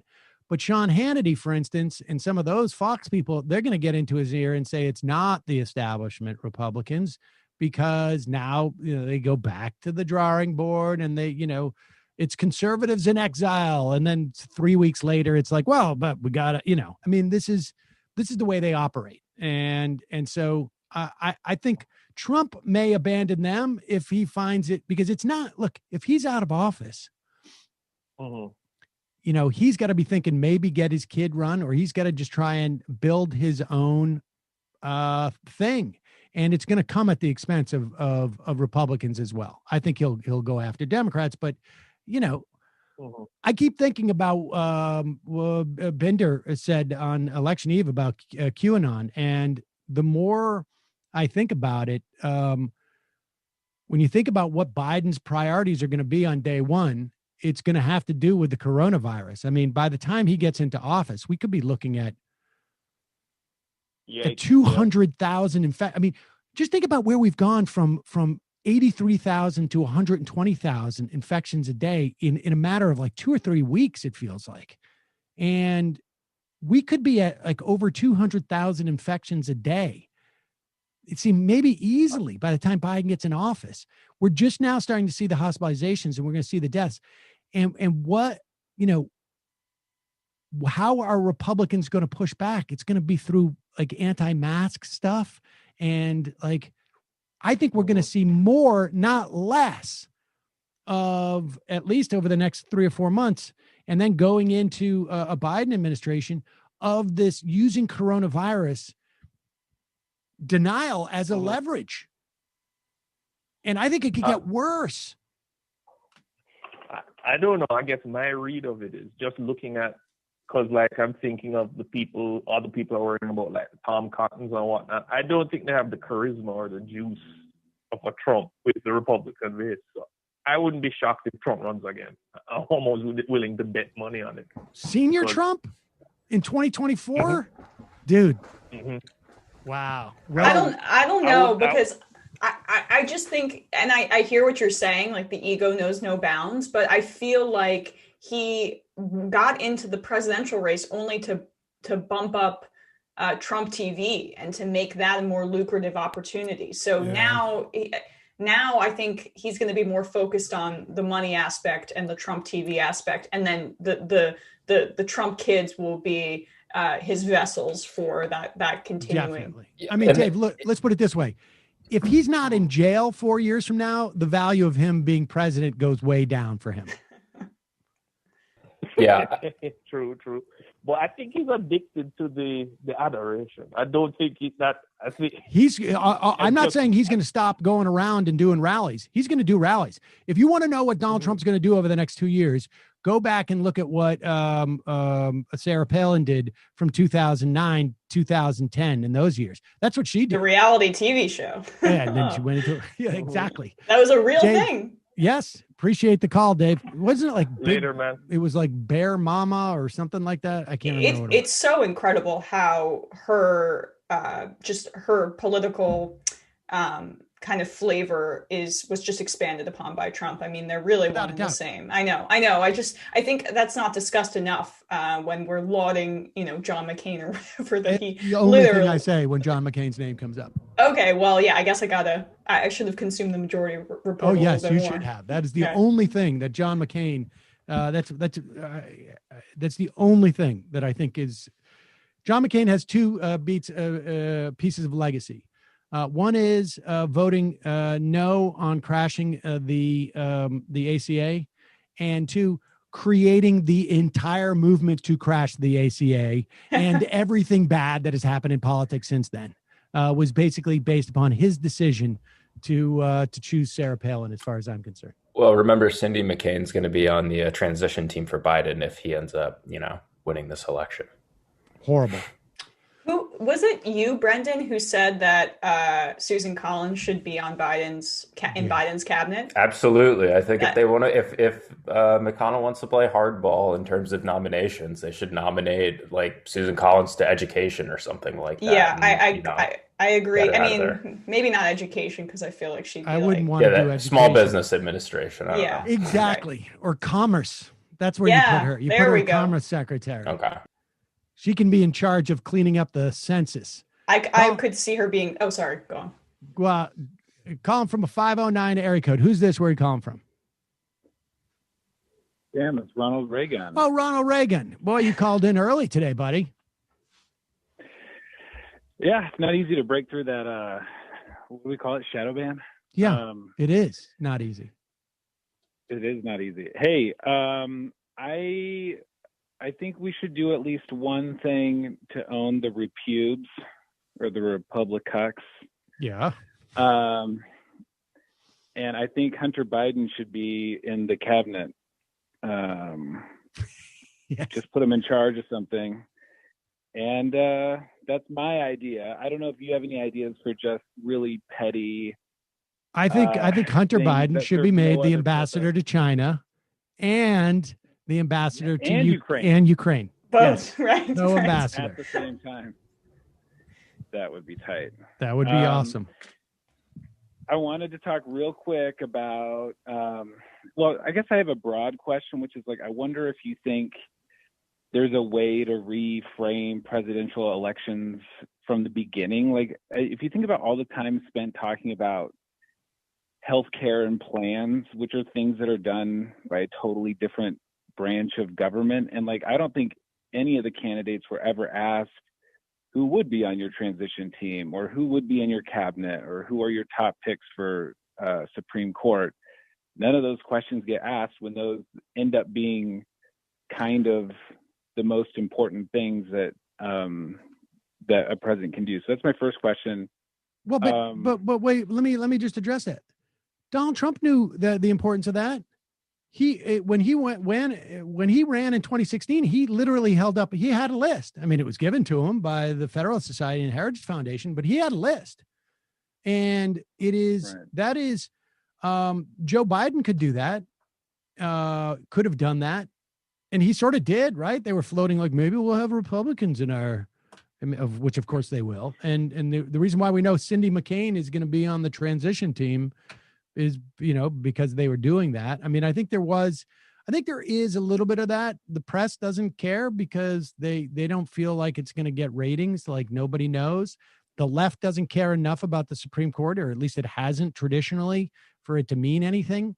There is the Federalist Society. We have no version of our Federalist Society that creates these sort of like, I don't know, industry stars, if you will, right? Like, people in the legal profession, they all had talked about Amy Coney Barrett in the way that you would if you were a huge fan of like baseball or football. And you're like, there's a high school kid in Maryland who is going to be the next blankety blank, is going to get drafted, and may skip college, go head into the NBA at age 16 or something, that's the way they talk about their lawyers. And on the left, we have there's very little bit of that. Yeah. So who does do that? How do we pump some blood into that? Creature. Do you think there's like an antithetical kind of, the law that maybe a focus on the law and maybe judicial nominees is a little bit antithetical to the priorities of the left, in that like it's cracking down, I guess, on people in some ways? I don't know. I mean, that it attracts more right wingers by its nature, kind of the way cops do. That's just, I'm throwing that out there. I think it's more of a function. I mean, I think there's definitely a left bias against the legal establishment, in part because it's been dominated by prosecutors, for the Democrats. But, Brian Fallon in Demand Justice, he's like, we need labor lawyers to be judges, not corporate attorneys to be judges. We need defense attorneys to be judges. We need maybe immigration lawyers to be judges. Oh, totally. I mean, a lot of the leftist or the Democratic apparatus of lawyers and judges come from corporate law. As opposed to exactly what you're talking about. Almost all. Yes. Like there's no, dogmatic leftist judges in the way there are on the right. No, and to the extent that there's been attempts, the Obama administration could have left them out to dry in many respects. And we saw that also. That's happened with Bill Clinton, with Lonnie Guarnier, famously was sort of abandoned, early on because of her leftism. And I think, socialists, and maybe to the left of socialists, would perceive, and Jamie and I have talked about this on multiple occasions, would perceive the institution of the Supreme Court to be, problematic, and therefore, there has been less attention paid to it. But the reality is that, like, it's a reality. It's here to stay, and you either engage at it or you don't. I mean, FDR understood the importance of it, of the court, because it was. And I think if we get into a situation where we have an opportunity for left legislation, which I don't think we will for a while, frankly, and this court begins to, become a major obstacle for it, I think then you're going to see that change on the left. I mean, I think that may be 10 years out, frankly, because we need a major piece of legislation to come to the court. Maybe it's like a Green New Deal type of legislation that comes to the court and it's struck down. But we also need a better explanation of there just needs to be more awareness on the left of it. And to a large extent, that hasn't happened. And I'm not sure why, but yeah, that's something to keep an eye on. And the last thing I wanted to say real quick, I interviewed a couple people, colleagues of mine in the immigration law world in like 2014. And one was a sort of an Obama insider. I think he's probably met Obama, and he's pretty predominant attorney in the field, who was very defensive of, you gotta give him cover. Like, we can't be too critical, he's done some terrible things, but you got to keep your eye on the greater game plan, so to speak. And then another prominent attorney who was saying, no, we have to hold them to account. And there's no time for that first position anymore. They're going in with notice. And so I hope people are paying attention to these appointments and things that are going to start rolling through, because Biden does have a lot of these Obama guys around. So I think, yep. I mean, I am of the mind, I appreciate the call, Ronald Reagan. I am of the mind, I don't know, I am of the mind, and having been on the radio more or less at that time, that there is a far greater awareness of the general public, of outside organizations. We now have a left media of that dynamic, that there is, and God bless, all those people on the phone call yesterday, because we heard, people like Spanberger and others attack the left. It basically gives license to everybody on the left to engage in this fight. It's on. So don't send me emails that hey, let's give Biden a chance to breathe. These people aren't so calculated that they're making moves right now. Well, it's on already. So we're just responding in kind. Yeah. Well, I mean, there was already Rick Santorum on CNN this morning talking about how, or maybe it was last night, how we need to give Trump supporters a time to heal. So they could be Machiavellian and come up with new ways to screw the left and, suppress some votes in Georgia. So, well, let's along those lines, in terms of giving Trump supporters time to heal. Let's take a moment. This is pretty impressive. Well, one of the things I found out, that it appears. Do you remember when Donald Trump said that if Joe Biden wins, he'll kill God? Yeah. Yeah. Well, I've got some bad news for all the people who are on the team. Please don't kill God. God's dead.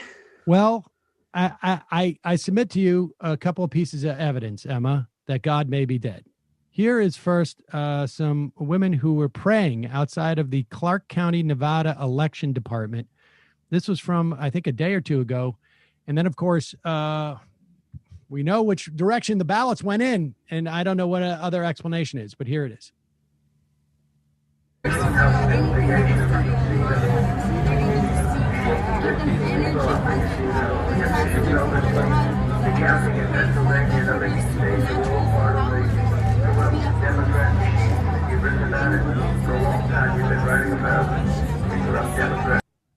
Yeah, I mean, we laugh at that, but that's about as effective as what Robbie Mook was doing. Yeah, cheaper and much less expensive. More cost effective. And actually, that building is doing great now. The energy efficiency on the building itself really improved over the past 24 hours. So maybe they just misdirected. So maybe God isn't dead. Maybe he's just, slightly maimed or on a ventilator or something. But then I give you evidence number 2 that God may be dead. Here is Paula White, Donald Trump's spiritual advisor, praying with what appears to be her, millennial son, doing some reading while like in the middle of this. I don't know what's going on here. Strike and strike and strike and strike and strike and strike and strike and strike and strike and strike until you have victory. For every enemy that is aligned against you, let there be that we would strike the ground, for you will give us victory, God. I hear a sound of abundance of rain. I hear a sound of victory. I hear a sound of shouting and singing. I hear a sound of victory. I hear a sound of an abundance of rain. I hear a sound of victory. I hear a sound of an abundance of rain. I hear a sound of victory. The Lord says it is done. The Lord says it He is just got out of the done. shower. The Lord says it is done. The Lord's For like, I cover hear up your victory, shoulder. Victory, victory, victory in the corners of heaven. In the corners of heaven. Victory, victory, victory, victory, victory, victory, victory. For angels are being released right now. Angels are being dispatched right now. video bombing the thing. She's going off. For angels have even been dispatched from Africa right now. Africa right now. She's Africa using, right now. From Africa right now. They're coming some, like, here. tribal They're coming drums? here. In the name of Jesus, from South America. Earlier? They're coming here. They're coming here. They're coming here. They're coming Where here. are the angels from that we have Africa, here? From Why do South they need America, to travel? Angelic forces, angelic reinforcement, Maybe angelic we need to reinforcement, rethink the angelic board. reinforcement. Are we sure the angels are able to get through customs and Right, we have a travel For I ban. hear the sound of victory. I hear the sound of victory. I hear the sound of victory. Guy. I hear the Again. sound of victory. Again, he just got out of the shower and is reading the I hear paper. the sound of victory. I hear the sound of victory. I hear the sound of victory. I hear the sound of victory. I mean, I'm sorry. I don't mean to laugh at other people's like, look, I'll go on the high holidays. I'll go and I'll speak a language that, well, I guess they speak it in Israel, but I'll, say a prayer and at least, talk about the Red Sea parting. But I mean, so I'm definitely guilty of engaging in my own sort of like, strange, but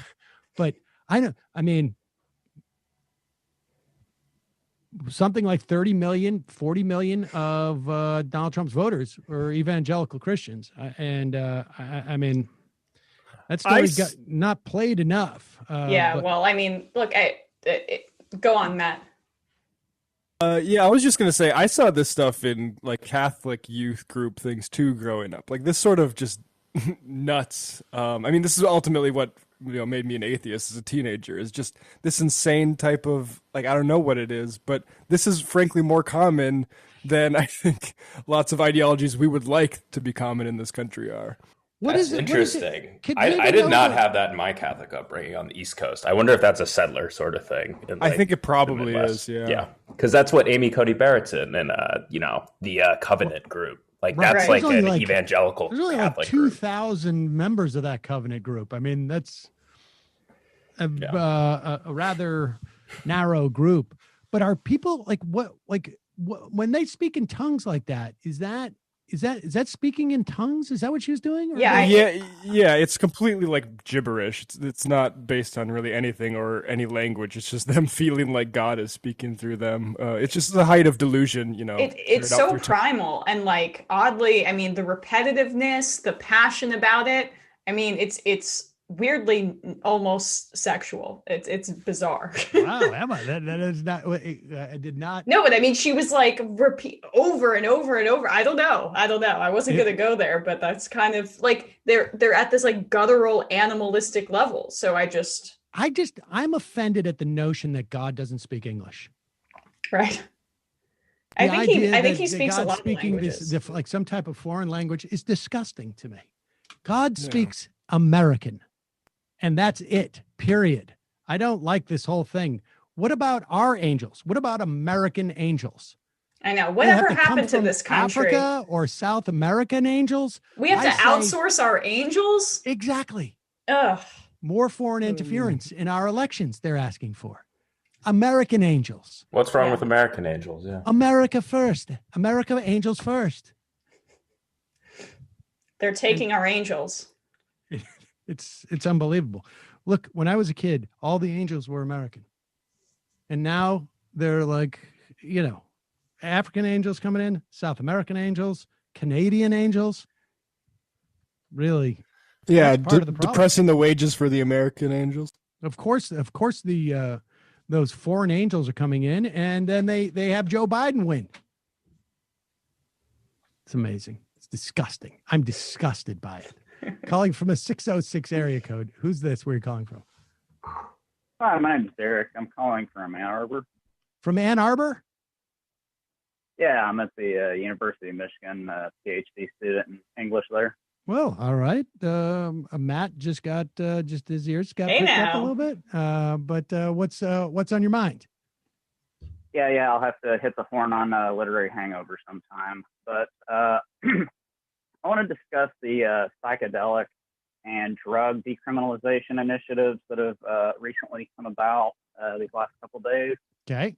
I want to discuss this both from an academic standpoint insofar as I study postmodernism, and one particularly common manifestation of that is heavy drug use in text, but also from a personal side of I've struggled with addiction myself. The psychedelic experience, I think, is quite different from what we get as a media stereotype. And I can discuss the history of this a little bit. I think the politics of psychedelics are foundationally anti-capitalist, and they're often quite anti-modern. If we want to go back to the origins of this chemical being studied, we start with Hoffman, who synthesizes this for Sandow's lab. And he synthesizes it out of ergot, which is a type of fungus that grows on wheat. These chemicals were originally, they were trying to synthesize something that would stop bleeding during pregnancy. Or I'm sorry, after pregnancy, after birth. When was this? There are other chemicals in the series. When was this? In the 50s, 60s? Yeah, you're talking late 40s, I think, early 50s. I think it was late 40s, though. I'm not exactly sure on the date. I'm not real great with dates, sorry. But he synthesizes this. He feels like there's something special, the 25th chemical in the series. He synthesizes again. He accidentally gets some on his skin. He has a trip. And then they realize there's something to this. It starts getting studied. And as we in America know it much more through Timothy Leary, the whole, drop out, tune in, all that kind of thing. Right. The real 60s ethos. So Leary was a psychologist working at Harvard, and he was doing a lot of experiments with LSD. He was interested in its potential for what we might call like self-actualization in the psychological community. And eventually it gets applied to quite a variety of things outside of just Leary's research. But Leary gets most associated with it because of notoriety. He ended up placing this ridiculously large order, like 5 million doses of LSD, 2 million of psilocybin, which is the active chemical in magic mushrooms. Yeah. And this caught, Sandow's eye. They contacted Harvard. They said, hey, did you approve this order? Harvard had no idea about it, so they booted him out. Then he ended up hooking up with some rich people in New York and sort of got famous for like these large LSD orgies. And that sort of got to be the association of this chemical. He got eventually run out of America, put in Mexico. And by the end of his life, he ended up, the later part of his life, he was, with the Panthers in Algeria.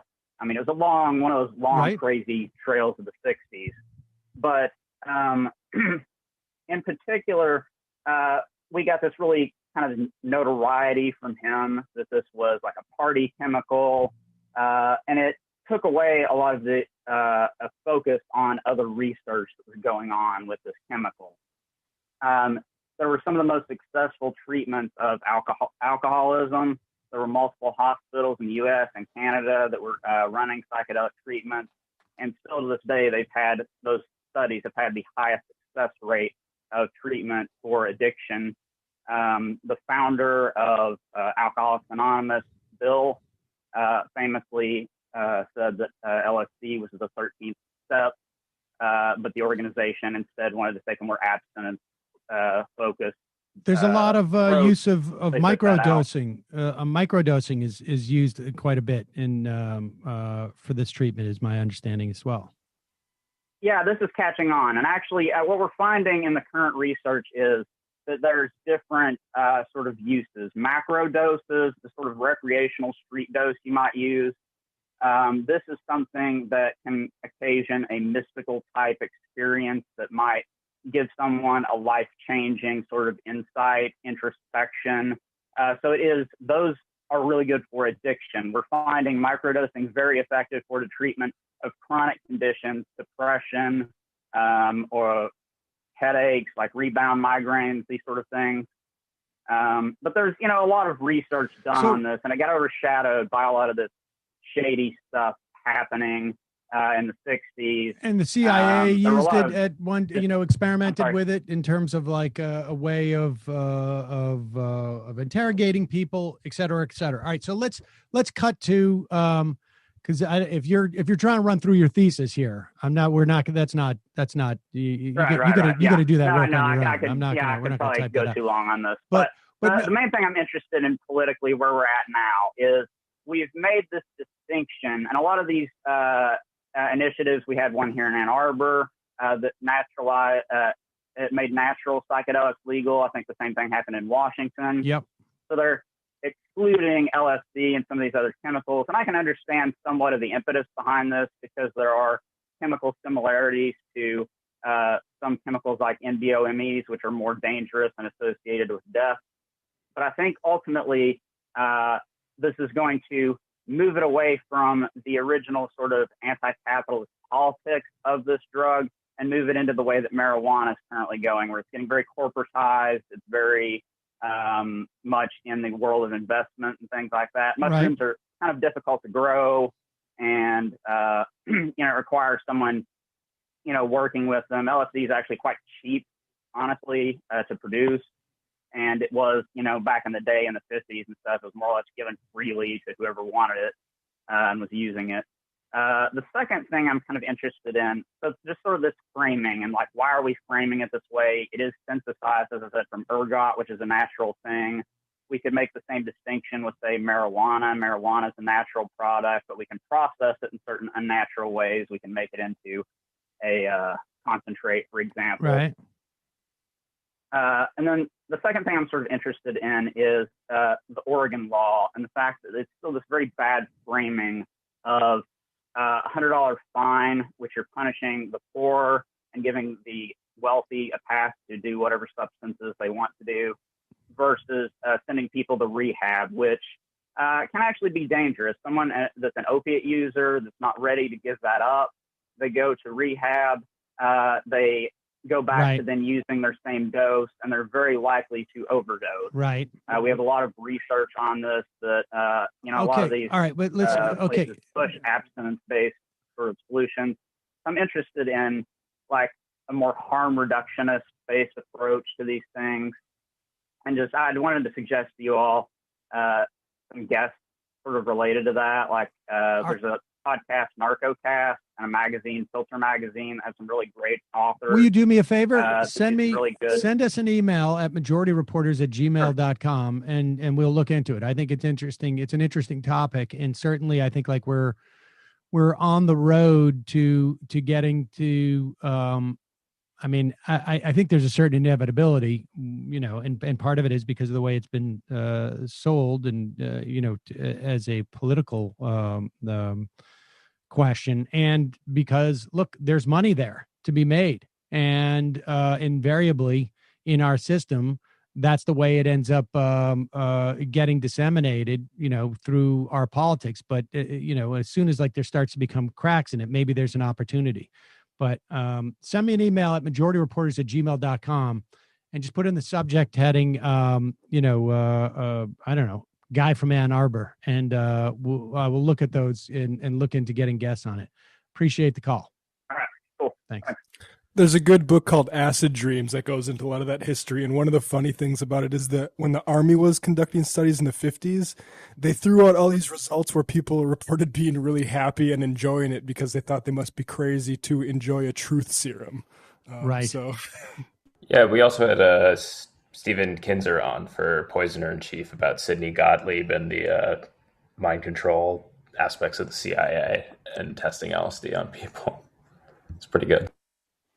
I think, in our society, everything becomes commodified, right? And it's very hard to sort of like get it decriminalized or legalized without it becoming decriminalized is much easier for it to become less of a commodity on some level, I think. But because once you create a regulatory framework for it, it's people are going to make money off of it.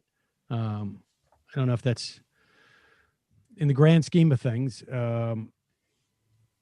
I don't know. I don't know if that's a bad thing necessarily, or if it's not worth it in terms of ending the criminalization of it.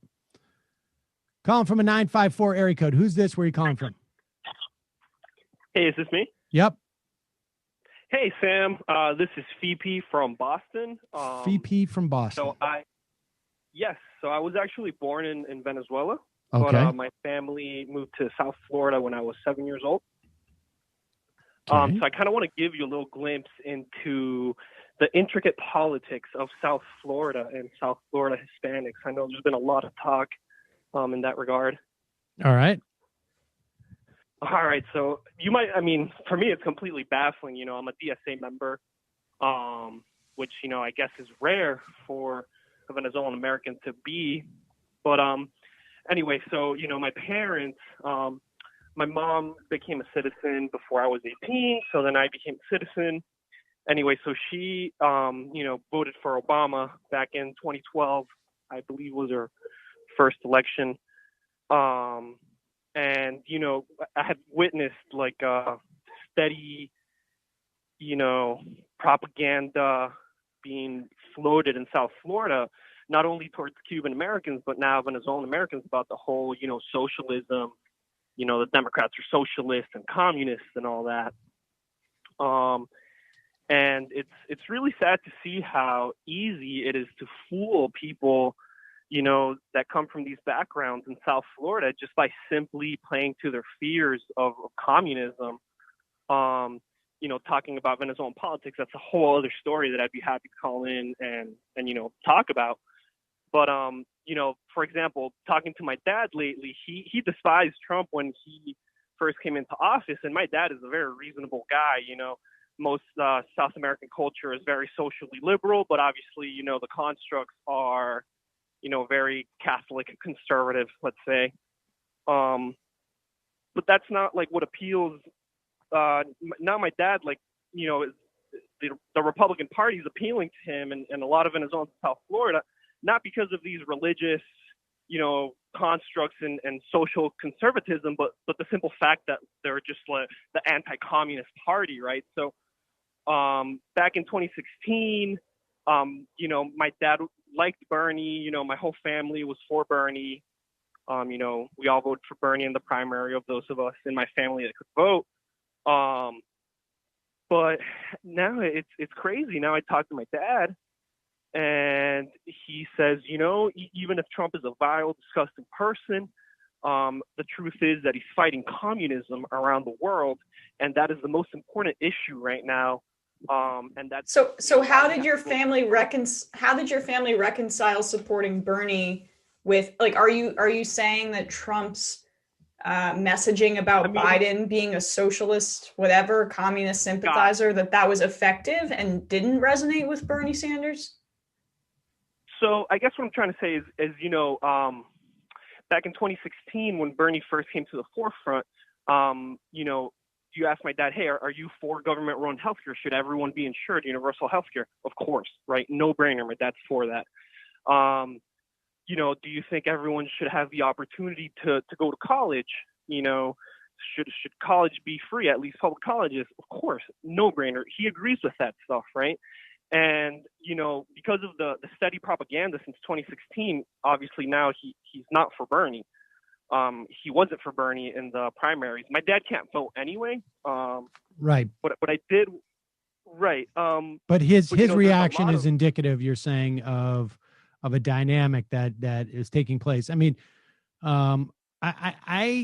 this is, I think this came up with Ben Dixon. I mean, when Bernie first did that speech where he was describing his policy set accurately, I think, from an academic perspective, as being democratic or as a social democrat or a democratic socialist.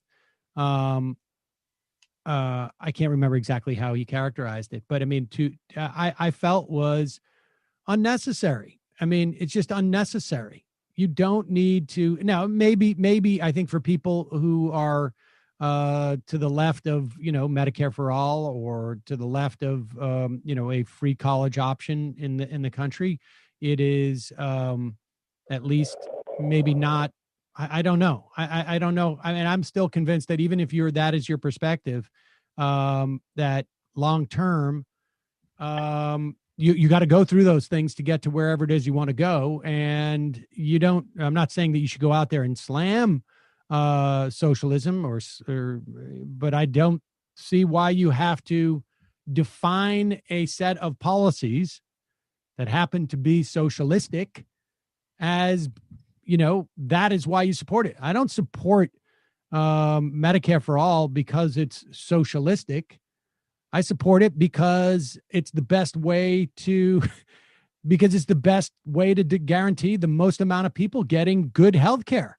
And maybe I think, there's we can also study, and I think there's some evidence that maybe the best way to do it is even to have more of it actually government administered. But there is no value in a country that still has a tremendous legacy of anti-communism, and maybe in 10, 20 years, it'll be even less, but there is no value in it to necessarily have to brand it that way. Like, it is a branding exercise. And, I don't know, frankly, that winning Florida going forward is necessarily where Democrats should expend most of their efforts. There may be other opportunities because you have people there who are coming. Look, the Venezuelans and the Cubans and the Nicaraguans who are in Florida, a significant percentage of them are coming because they were part of a class that was benefiting from incredible wealth disparity and power disparity in their countries, and they resent those movements that dispossess them of that power and wealth, or their grandparents or their parents. And so this is a group of people who are be more open to that kind of messaging. And I don't know how you necessarily fight it, if it's worth necessarily engaging in that specific population. Right. I mean, and I've honestly learned that it's almost impossible to fight that messaging. I feel like no matter who is going to be at the Democratic ticket, Florida was not going to be one. I mean, I saw that as a huge long shot, and it's because this messaging is so effective. Like, what I find most baffling is it's not only my dad. Like, for example, my mom's friends, like they all love Trump. They hate him as a person, but he's the anti-communist guy, and to them that's the most important thing. Not really knowing that they're really just voting against their own interests, right? Right. Well, I mean, that stuff dies hard, I think. That dies hard. It's very easily digestible. And the point is that, Democrats need to lead with their policies. There needs to be a lot of if guaranteeing access to healthcare, health insurance to every single person, guaranteeing it to them without any cost associated with it, is considered socialist. I don't care what you call it. Call it socialist, call it capitalist, call it, I don't know, whatever. Baha'ist, it doesn't matter. It's just the policy that I want. I mean, that needs to be, but you need to also have the policy there because, right.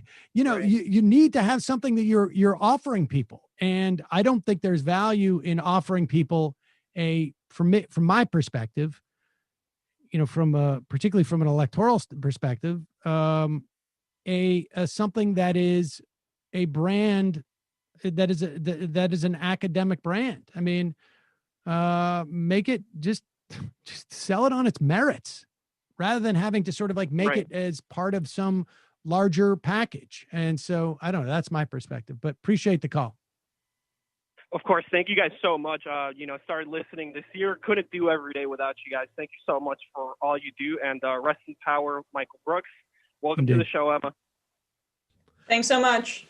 Oh, that reminds me. Thank you, guys. Did you guys get the that picture of Bucks County? Do we have that? I put it in the Slack. We got to do this. I owe something to somebody right now, and I hope she's listening. We should clip this. I am going to give this shofar. Do you have that clip, guys? That picture? I'm not sure which one you're talking about. The one about Bucks County that I put into the. Oh, the yeah, I Slack? see it now. Yeah, pop that up.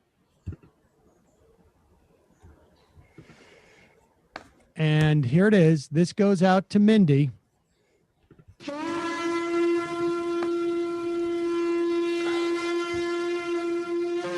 She made a point of saying that she did her sign test in Bucks County. And there it is. Bucks County going to, I don't think that's exactly, I think that's the mail-in ballots. But nevertheless, Bucks County, there it is. Oh, yeah, Joe Biden, 51 to 47.9%. I think that is accurate. 191,000 votes versus 179. So Mindy was right. She was right on election night. And I was, I don't know if I was wrong, but I was certainly skeptical. I mean, I'll take the W on that. Yeah, I mean, I was unsure of that image because of like the crude number drawing. Yes. There by John King, but I mean, he's been up for 72 hours straight, so maybe that's where we're at right now. And there it is. It's Bucks County coming in. Mindy had it right. Here's somebody who had it wrong. This was Joe Scarborough, and I mean, this is part of the problem with the incompetence of the Democrats here and their failure. Sorry about that. I was trying to mute Brendan. This is the problem with Democrats not leading with policies, and then there being some type of sort of grand lesson divine from it. Here's Joe Scarborough. Remember, Joe Scarborough was a Newt Gingrich freshman Republican congressman. So much of the toxicity that comes in our politics today can be pointed to his freshman class. And I can assure you that Joe Scarborough was this guy. I understand now he's in New York and he's got to be more cosmopolitan, as it were. But Matt Gaetz was one of his mentees. So that district, ladies and gentlemen. But here he is, Joe Scarborough, talking with also with Mike Barnicle on Morning Joe. Destroyed throughout the 2020 election process. Woke Twitter was destroyed when Joe Biden got the nomination, when the same Jim Clyburn was like, stop talking about defunding the police. He was saying that during the campaign, and that's one of the reasons why he supported Biden. But now you look at what's happened, and Americans are down the center. They just are. I know we talk about how deeply divided America is, but you look at some of the things that the far left wants. It's like Jeremy Corbyn. We all predicted that Jeremy Corbyn was going to lose because he was out of touch with the majority of British voters, and sure enough, it happened. So here we are. This is the country that we have, whether people like it or not. In 2016, they took a chance on Donald Trump, figured, what do we have to lose? In 2018, they said, we have a lot to lose. Pause it for 1 second. I want to stop this as we go. A minority of people in this country voted for Donald Trump. The vast, overwhelming majority of those people also voted for Mitt Romney in 2012 when he lost. The idea that the American public is down the middle, no, it's not actually. I mean, they never, ever bring up numbers to support this if they looked at a case-by-case basis with policy, because it gets in the way of the flowery narrative of Democrats and Republicans coming together, even though Scarborough never abided by that ideology when he was training people like Gaetz or being a part of that right wing. He's rebranded himself now as a cable host. But he was more moderate, I guess, but that's still by any international standard far right. Well, and also let's be clear. First off, all the people he's talking about, they don't know who Jan McCartman is. Right. The vast majority of Americans have no idea who is running for anything in Great Britain. I mean, I'm not bragging about that, but that's just the reality. The fact that the American public is split left and right, although with a certain percentage of people who vote for the more left candidate than the more right candidate, is not indicative of where the American people is. It's absurd. There are vastly different belief systems here. You can't say that the American public is, sort of in the middle when it comes to pandemics, because you have some people who deny that it's existing and some people who think that it's real. That doesn't mean the American public is sort of in the middle of they believe something moderate about pandemics. No. It just means that there's two cohorts of people who believe diametrically opposing things. Right. It's a binary system. And so they'll go to one side or the other based on who's conveying that message, what that message, how that message contrasts or fits into the psyche of them individually or nationally. Like, it's not like there's this spectrum that they're choosing from and they're choosing to fall right smack dab in the center. It's the people who are communicating these perspectives, and they'll go with one or the other based on wildly subjective and personal standards. And then on top of that, there was nobody, I guess there were, we can point to examples of people who lost their election, Kara Eastman losing their election on a set of, in a red district. But we can also point to people who won in red districts and who are more, aggressive from a leftist perspective, like the Katie Porters. I mean, we have examples on both sides. But I mean, the evidence that the American public is, sort of like doesn't subscribe or support a single payer, there's just no evidence to that. You could take polls, and to the extent that the polls are correct. I mean, at this point, there's reason to sort of be skeptical of some of the polling, but the polling show support for it. I mean, this is just his reading and where he wants to position himself in terms of his TV show. But continue on here.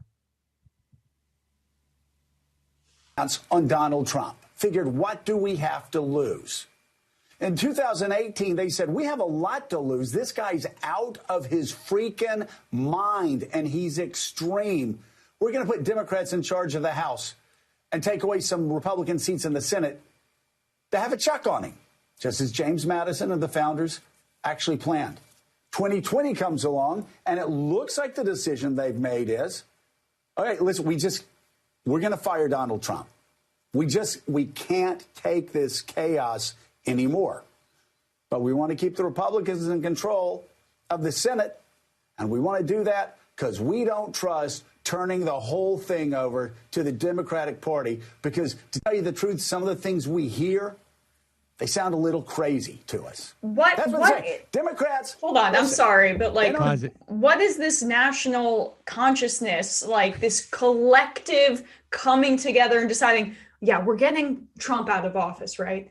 But we need a check on him, just like James Madison intended and the founders. Yeah, the entire country came together and thought about checks and balances for Biden or whatever. That's so absurd. No, they voted for the candidates that spoke to them, and often because Democrats didn't communicate any message, and there was no national strategy from the Democratic Party other than let's get Trump out. Exactly.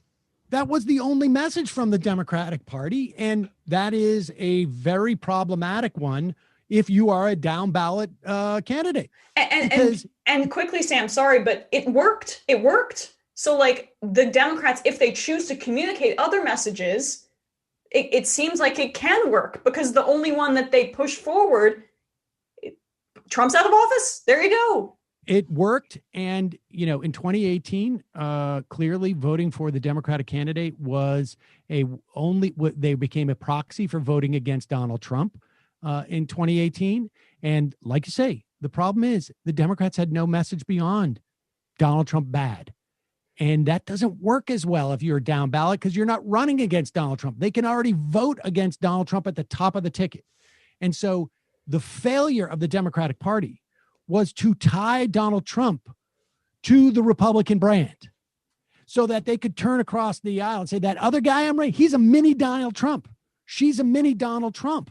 Right. And wherever they were able to do that, they won. Yeah. And the reason why they couldn't do it, like they did not successfully do that in Maine with Susan Collins.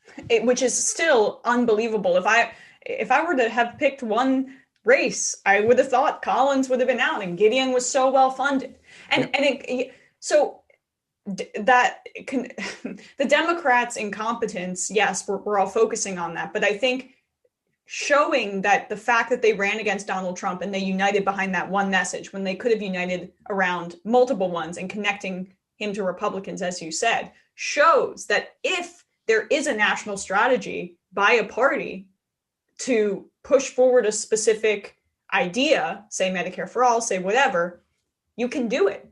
You can do it because they were effective in the singular thing that they chose to focus on when you're able to do multiple things. But they played not to lose, right? We see the same example with the Republicans, right? Like, well, we're running against a communist or a socialist. Now, they're not. They're not. Just like, masks don't keep you, don't actually, enhance your opportunity to get COVID. That's also a lie. But that doesn't mean that the Republicans aren't going to spread a lie. But the point is that you need to get out there and define yourself to voters before they have a chance to define you in some other way. And, if Joe Biden had the ability to go out there and say, I'm not a socialist, well, Abigail Spanberger should have had the opportunity to do that too. But she's going to come up with an agenda that she can actually sell to her voters. And if she can't, then she's a useless candidate. There is no value in us having a candidate who does not have any agenda or reason for being in office. And so she's going to come up with one. She's an incumbent. The idea that she can't, I'm sorry. Like if she can be tied into a Nancy Pelosi or an AOC who's not able to do anything at this juncture, why can't we tie in the Republican Party to the president of the party, of the president of the country, the head of the party? I mean, that's incompetence, period. It's not, it doesn't even seem like it was an attempt in many respects.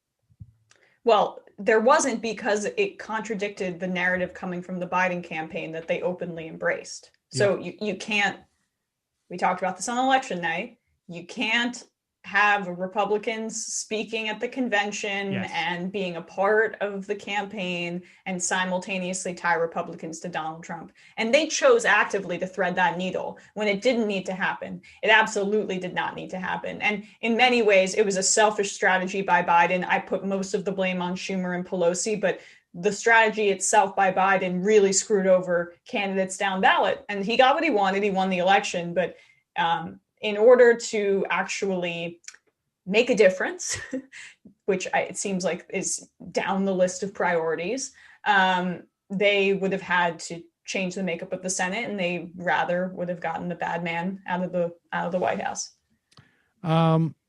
This is fun. It's a little off topic. I don't know if you ever worked contemporaneously with Dave Rubin. Have you heard of Dave Rubin, Emma? I have. My dear friend Anna Kasparian has told me many stories. I never worked with him at TYT, but God, I love making fun of him. I mean, is there a stupider person in political punditry? He's actively one of the dumbest people I've seen talk. Okay. I'm sorry. I'm going after. Well, I can't argue with that. Yeah. I do think he's stupid, but I do think that there is a tendency for us to just to dismiss him just because of his sheer stupidity. And I do think that there are times where we have to give him credit for being completely disingenuous too. Right? Right, I mean, of course. I think there's a tendency to just dismiss him. He's just dumb. But I also do think that on some level, he's also really scummy. And here is an example of that.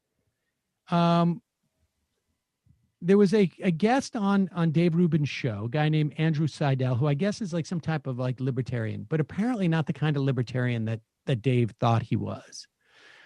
And, you know, Dave Rubin's whole thing is that he's the last liberal. I don't know if he says that anymore because he's now being paid by Glenn Beck. So I don't right, think exactly. Well, he's evolved to now just being a standard Trump Republican and like a former liberal. Yeah. Well, now he the reason he got into a schism with TYT was oversiding with Sam Harris and saying he was this new atheist. But now I see he's embracing and saying religion is necessary in society. So that's the kind of grift. New race atheist, but he's been baptized now, and he's been baptized as born a non-atheist, not last liberal, but former liberal who has seen the light. But the whole thing about the liberalism that he was supposedly espousing, right, and the whole thing that the IDW was espousing was the idea of exchange of ideas, right? You need to have an exchange of ideas.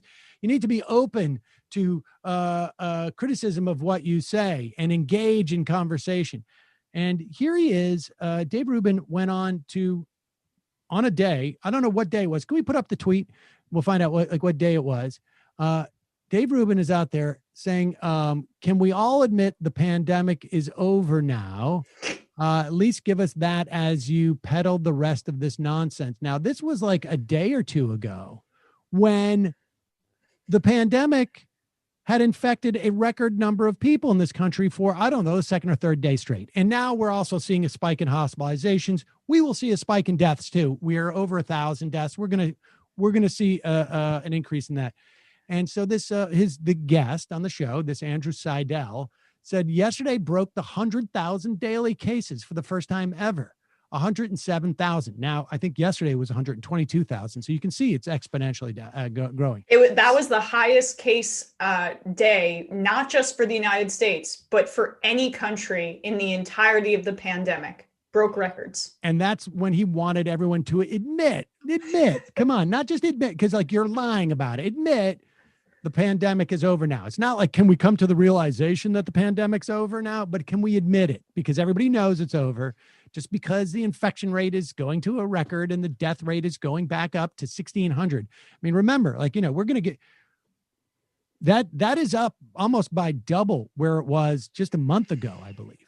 So more Americans died of COVID this week than were killed on 9/11, which raises the question, Dave, what the F is wrong with you? Now, Dave has never heard that word, Emma. And so he didn't appreciate that. And he said, it's sort of like, it's childish to say that F word. Right.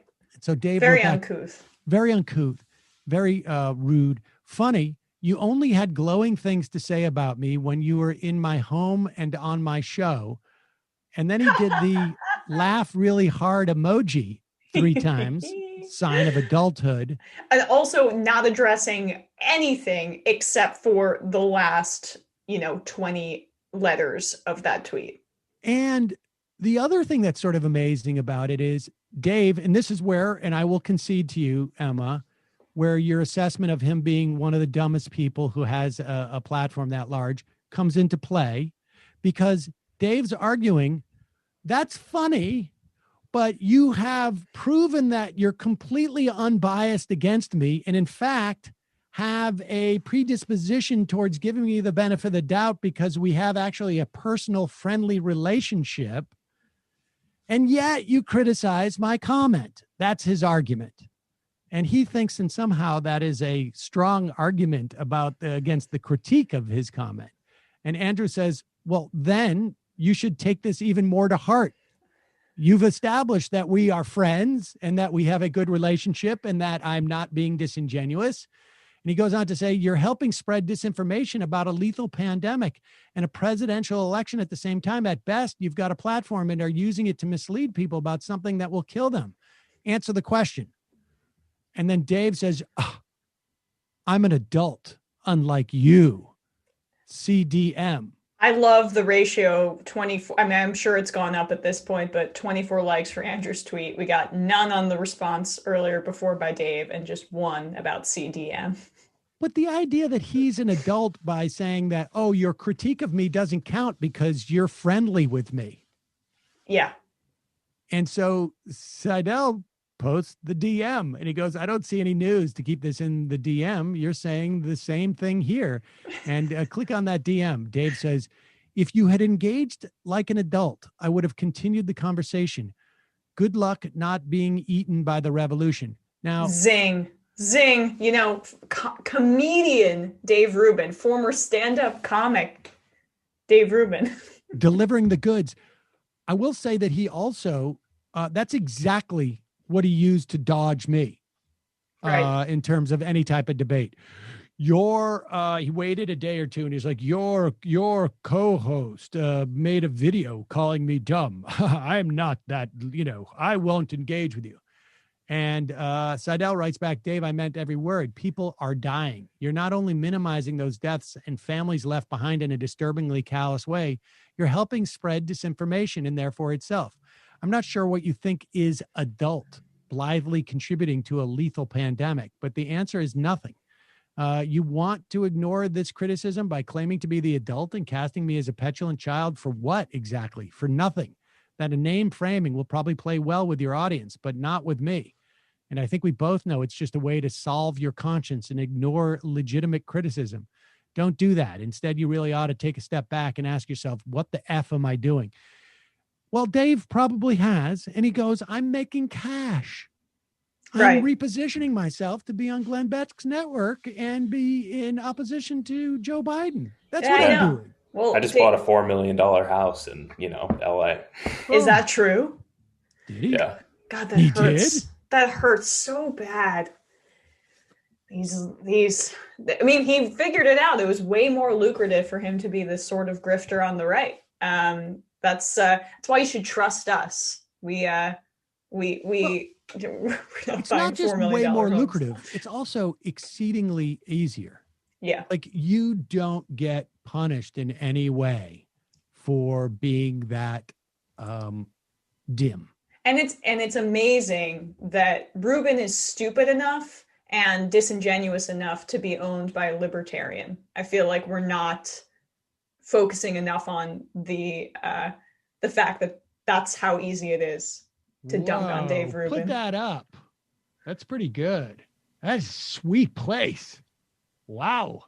5.2 million. Look at that pool. Oh my gosh.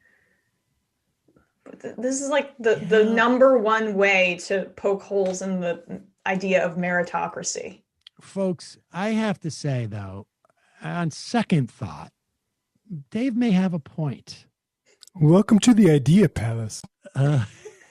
Whoa, look at that screening room. He's living in a prison of his own ideas. But it's a little bit minimalist, so it's not that crowded. Wow. Look, honestly, maybe we should rethink this whole mask thing. I mean, I know. I mean, I just want to talk about it. I've seen the light. I've seen the light. I don't know, guys. What do you think the mortgage is on that? And what do you think Dave Rubin's going to have to do for the next few decades to make sure he can continue paying that off? What's the mortgage on that? Well, I mean, it's probably, he probably puts down he has to put down at least, $500,000-$600,000. I don't know what the rates are today, but let's see. It seems like a lot of money is where I would go. What would it be? Hope the Blaze can continue paying for that. Oh, no. I mean, it's going to crash and burn. No way. It's got to be, I don't know. I would have to do the math. Well, I'd have to go on one of those mortgage calculators. But, I mean, I can't even sort of really sort of wrap my head around it. It's got to be at least tens of thousands, like 10,000 a month, right, or something like that. I don't know. I'll look that up. It's well over 5. Well over 5. But maybe Airbnb's part of it. Offset the costs. Oh, so 30-year might be only 4,700. 15-year would be 7.3. For $4.5 million? Sam, you can get some great rates.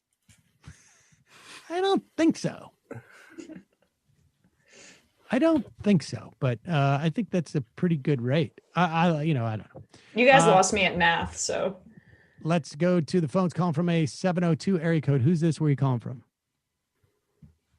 Hey, Sam, can you hear me? Yeah. Hey, Sam, it's Bro Flamingo from Las Vegas. Bro Flamingo from Las Vegas. What's on your mind, bro? Flamingo. Hey, what's going on, Sam? From Las Vegas. Listen, happy anniversary, by the way. Thank you. To Emma. Should have had me on for the anniversary, but I understand. You got to speak up. You got to get into your phone. Your phone, your telephony is not good enough. Can you hear me right now? It's a little bit soft, but go ahead. Gotcha. I just got a couple of thoughts. I kind of feel like the Democrats really dropped the ball on this one. I remember you and I, we had a heated debate about it, but I feel like, when you have Joe Biden at the top of the ticket, it's a 2-for-1. You're going to depress Latino turnout and you can depress Black turnout. That's why it was so close. Also, it's not going to generate any enthusiasm down ballot. And, and you look at, and I look at Mitch McConnell. But wait a second. Let's. I mean, it is hard to say that it depressed vote when you had the highest turnout that I think we've ever seen for a Democratic presidential candidate. I mean, he beat 2008 in some instances. No, fair enough.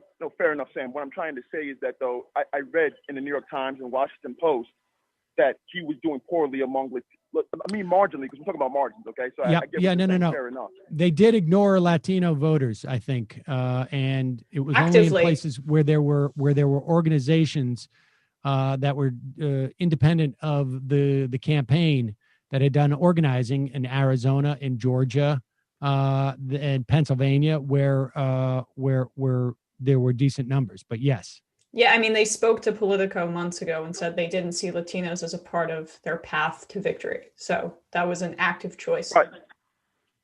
Oh, I'm sorry. I didn't mean to cut you off. I was going to say too, but also I think Bernie. I think Bernie really showed the strength of Latino voters and whatnot. But that's neither here nor there. I mean, we're stuck with Joe now. Whatever. I mean, that's the case. We got him in. But I completely agree with you guys. Where Nancy Pelosi, Chuck Schumer, and all these guys, they got to go. And to your guys' point, I feel like, broadly speaking, I feel like there's not enough ideological distance between Nancy Pelosi and a lot of these some of these Republicans, where they don't have the will to fight. I feel like on a lot of the left wing, not the left, but like a lot of the DNC base, we have political enemies. I don't want to reach across the aisle anymore. I'm tired of hearing that talk. Okay, all I want to hear is tough talk and punishment for these guys. That's all I want, because this whole thing about reach across the aisle and Joe Biden bringing in these Republicans, that's disgusting. And I feel like with the advent of QAnon and stuff, maybe we're going into the QAnon saga of the American television show. But I feel like at a minimum, at least it makes it easy to be like, screw these guys. It's just time to hammer them. I feel like there's just too much of a conciliatory tone. I mean, look at Dianne Feinstein. I mean, case closed. Yeah. No, I can't. The damage that she did, I think down ballot is, I think, hard to calculate, to be honest with you. I think that whole thing was a fiasco. I mean, and I said it at the time too. I mean, it was so clearly sending mixed messages. Right. I mean, the whole thing, how do you expect to pick up these seats down ballot when you have not in any way held these people to account for Donald Trump? If you're going off of Donald Trumpism and you're running against Trumpism, then you have to be able to claim that your opponent down ballot is a Trumpist. And the way to do that is by implicating Republicans with them. I mean, you're right. You're right. Right.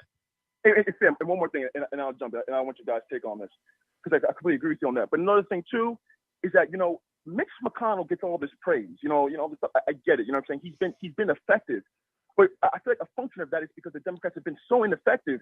And I think on some level, I mean, look, I'm not trying to put this guy on the pedestal here, but, you know, I feel like Mitch McConnell is incompetent. But the only reason why that's not shown, because remember, I think it was the second round of stimulus early in the talks, he couldn't even get the votes together. What we have to do is make these guys eat each other. You know what I'm saying? Like, for example, I saw on Twitter, you know, Nick Fuentes and Ben Shapiro going at each other. That's what you got to do. You know what I'm saying? Same thing. You got to make Mitch McConnell and all these clowns eat each other alive. They're not all on the same page. I totally agree. I mean, I think, look, and I appreciate the phone call. Thanks for calling in. Mitch McConnell cannot legislate. He's never been able to legislate in any particular fashion. The one thing they were able to do was to get those tax cuts. And that was easy because Pelosi and Schumer cleared the decks for them in the fall of 2017 by taking a lot of things off the table, by making a deal on the debt ceiling and on the budget when they didn't have to. But I don't think Mitch McConnell's terribly strong at legislating, but he just decided the way he's going to make his mark through the judiciary. And I think maybe Harry Reid in this position, it would have been a different, you know, ostensibly Harry Reid's politics are to the right of Chuck Schumer's. I don't know if that's true or not, but he was a much better partisan fighter. Right. And I think Harry Reid, it would have been a very different situation had he been the minority leader than it was with Chuck Schumer. And yes, I think to me, it's also interesting, just the dynamic too, about how Hillary Clinton was a better partisan fighter than, say, Joe Biden. Right. And now Biden's going to be the president. Chuck Schumer's likely to be the minority leader in the Senate and continue to be. And so I am less confident almost in the ability of this administration to fight Republicans. Even, you know, I feel like Obama was almost set up better, which is what is deeply concerning to me, not to be so pessimistic about it. And in order to make them fight amongst each other, a really prime way for that to have happened was for Pelosi to actually accept that $1.8 trillion stimulus and put it in the hands of the Senate. And that never happened. We got it. You got to put wedge issues. You've got the only way you're going to get, the only way that you're going to undermine their vote is by making them fight with each other. You've got to take every opportunity for a wedge issue. Absolutely correct. Absolutely correct. All right. Well, listen, we're out of time, folks. I'm going to read a couple of IMs and then we're going to get out of here. It's been a long week. I did just get an IM and I want to give you a heads up on this, Emma, to celebrate your first, you know, more or less week on the show. Weekish. Wet a word, wet a P word. Oh yeah. Okay. Wet a word. Okay. I got you. All right, Ben Shapiro joke. Yes. Can we hear Emma's Ben Shapiro impression? So what I'm going to do is I'm going to read a couple IMs. You want me to prepare? Before we go, I want you to get prepared mentally and emotionally. Ice Team Fur. How's the Peacock thing going? As I assume better than 3-month volunteership with Ring of Fire a couple years back. Indeed. I mean, look, all they do is they take our show. And the only thing that we really have to do is make sure that it's an hour long at the beginning. So it's not hard. Colin from Nebraska. Sam, lots of disagreement about how progressive leftists should run for 2022. Question, run as a Democrat, point out the failures of Obama through Pelosi and Tom Perez, and run on progressive policies, i.e. not bring up socialism, or run as a progressive within the Democratic Party? I'm not sure I understand, but since they label anyone a socialist, why have that label attached to you when you can run on popular policies? Yeah, I just think you run on popular policies. I just don't understand the trying to prove something about an abstraction, frankly. I you know, maybe long term I can understand the implications of it, but normalize objectifying Sam. Do you think there are plans in orgs like Justice Democrats to go after Hakeem Jeffrey's seat? I know he's in a safe district, but still, lie to me if you have to. I don't know. I honestly don't know. I'd be interested though if there. Me too. Softal Amel.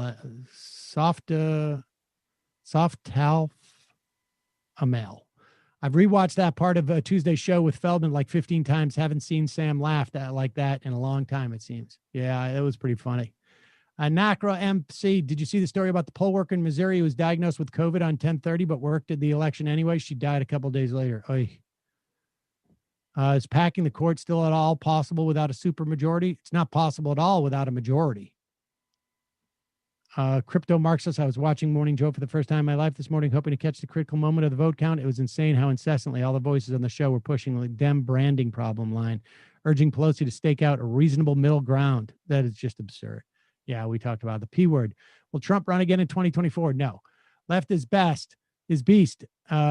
Emma needs a SM7B or 5758. Yeah, we're going to look into that. These Fox exit polls were government-run healthcare at 72% favorable. Also clearly refute Scarborough's point clearly. He's out of touch, just like the Dem Party. It's completely absurd. All right. One more I am, and then Emma will do the impression, and then I'll read one more I am after that, and we'll go. Robot Cat. Thought it important to remind people that open enrollment and renewal has begun on healthcare.gov. Belated happy anniversary. Thanks for doing the Election Day Monster Piece. I enjoy watching all day. And a big welcome to Emma. Emma, let's hear that impression. It's almost like the buildup made it tougher. All right. Well, no. A majority of Muslims are radicals, and either they're fundamentally good or fundamentally bad. And if I talk this quickly, people will think I'm smart. I'm working on it. There is massive potential there.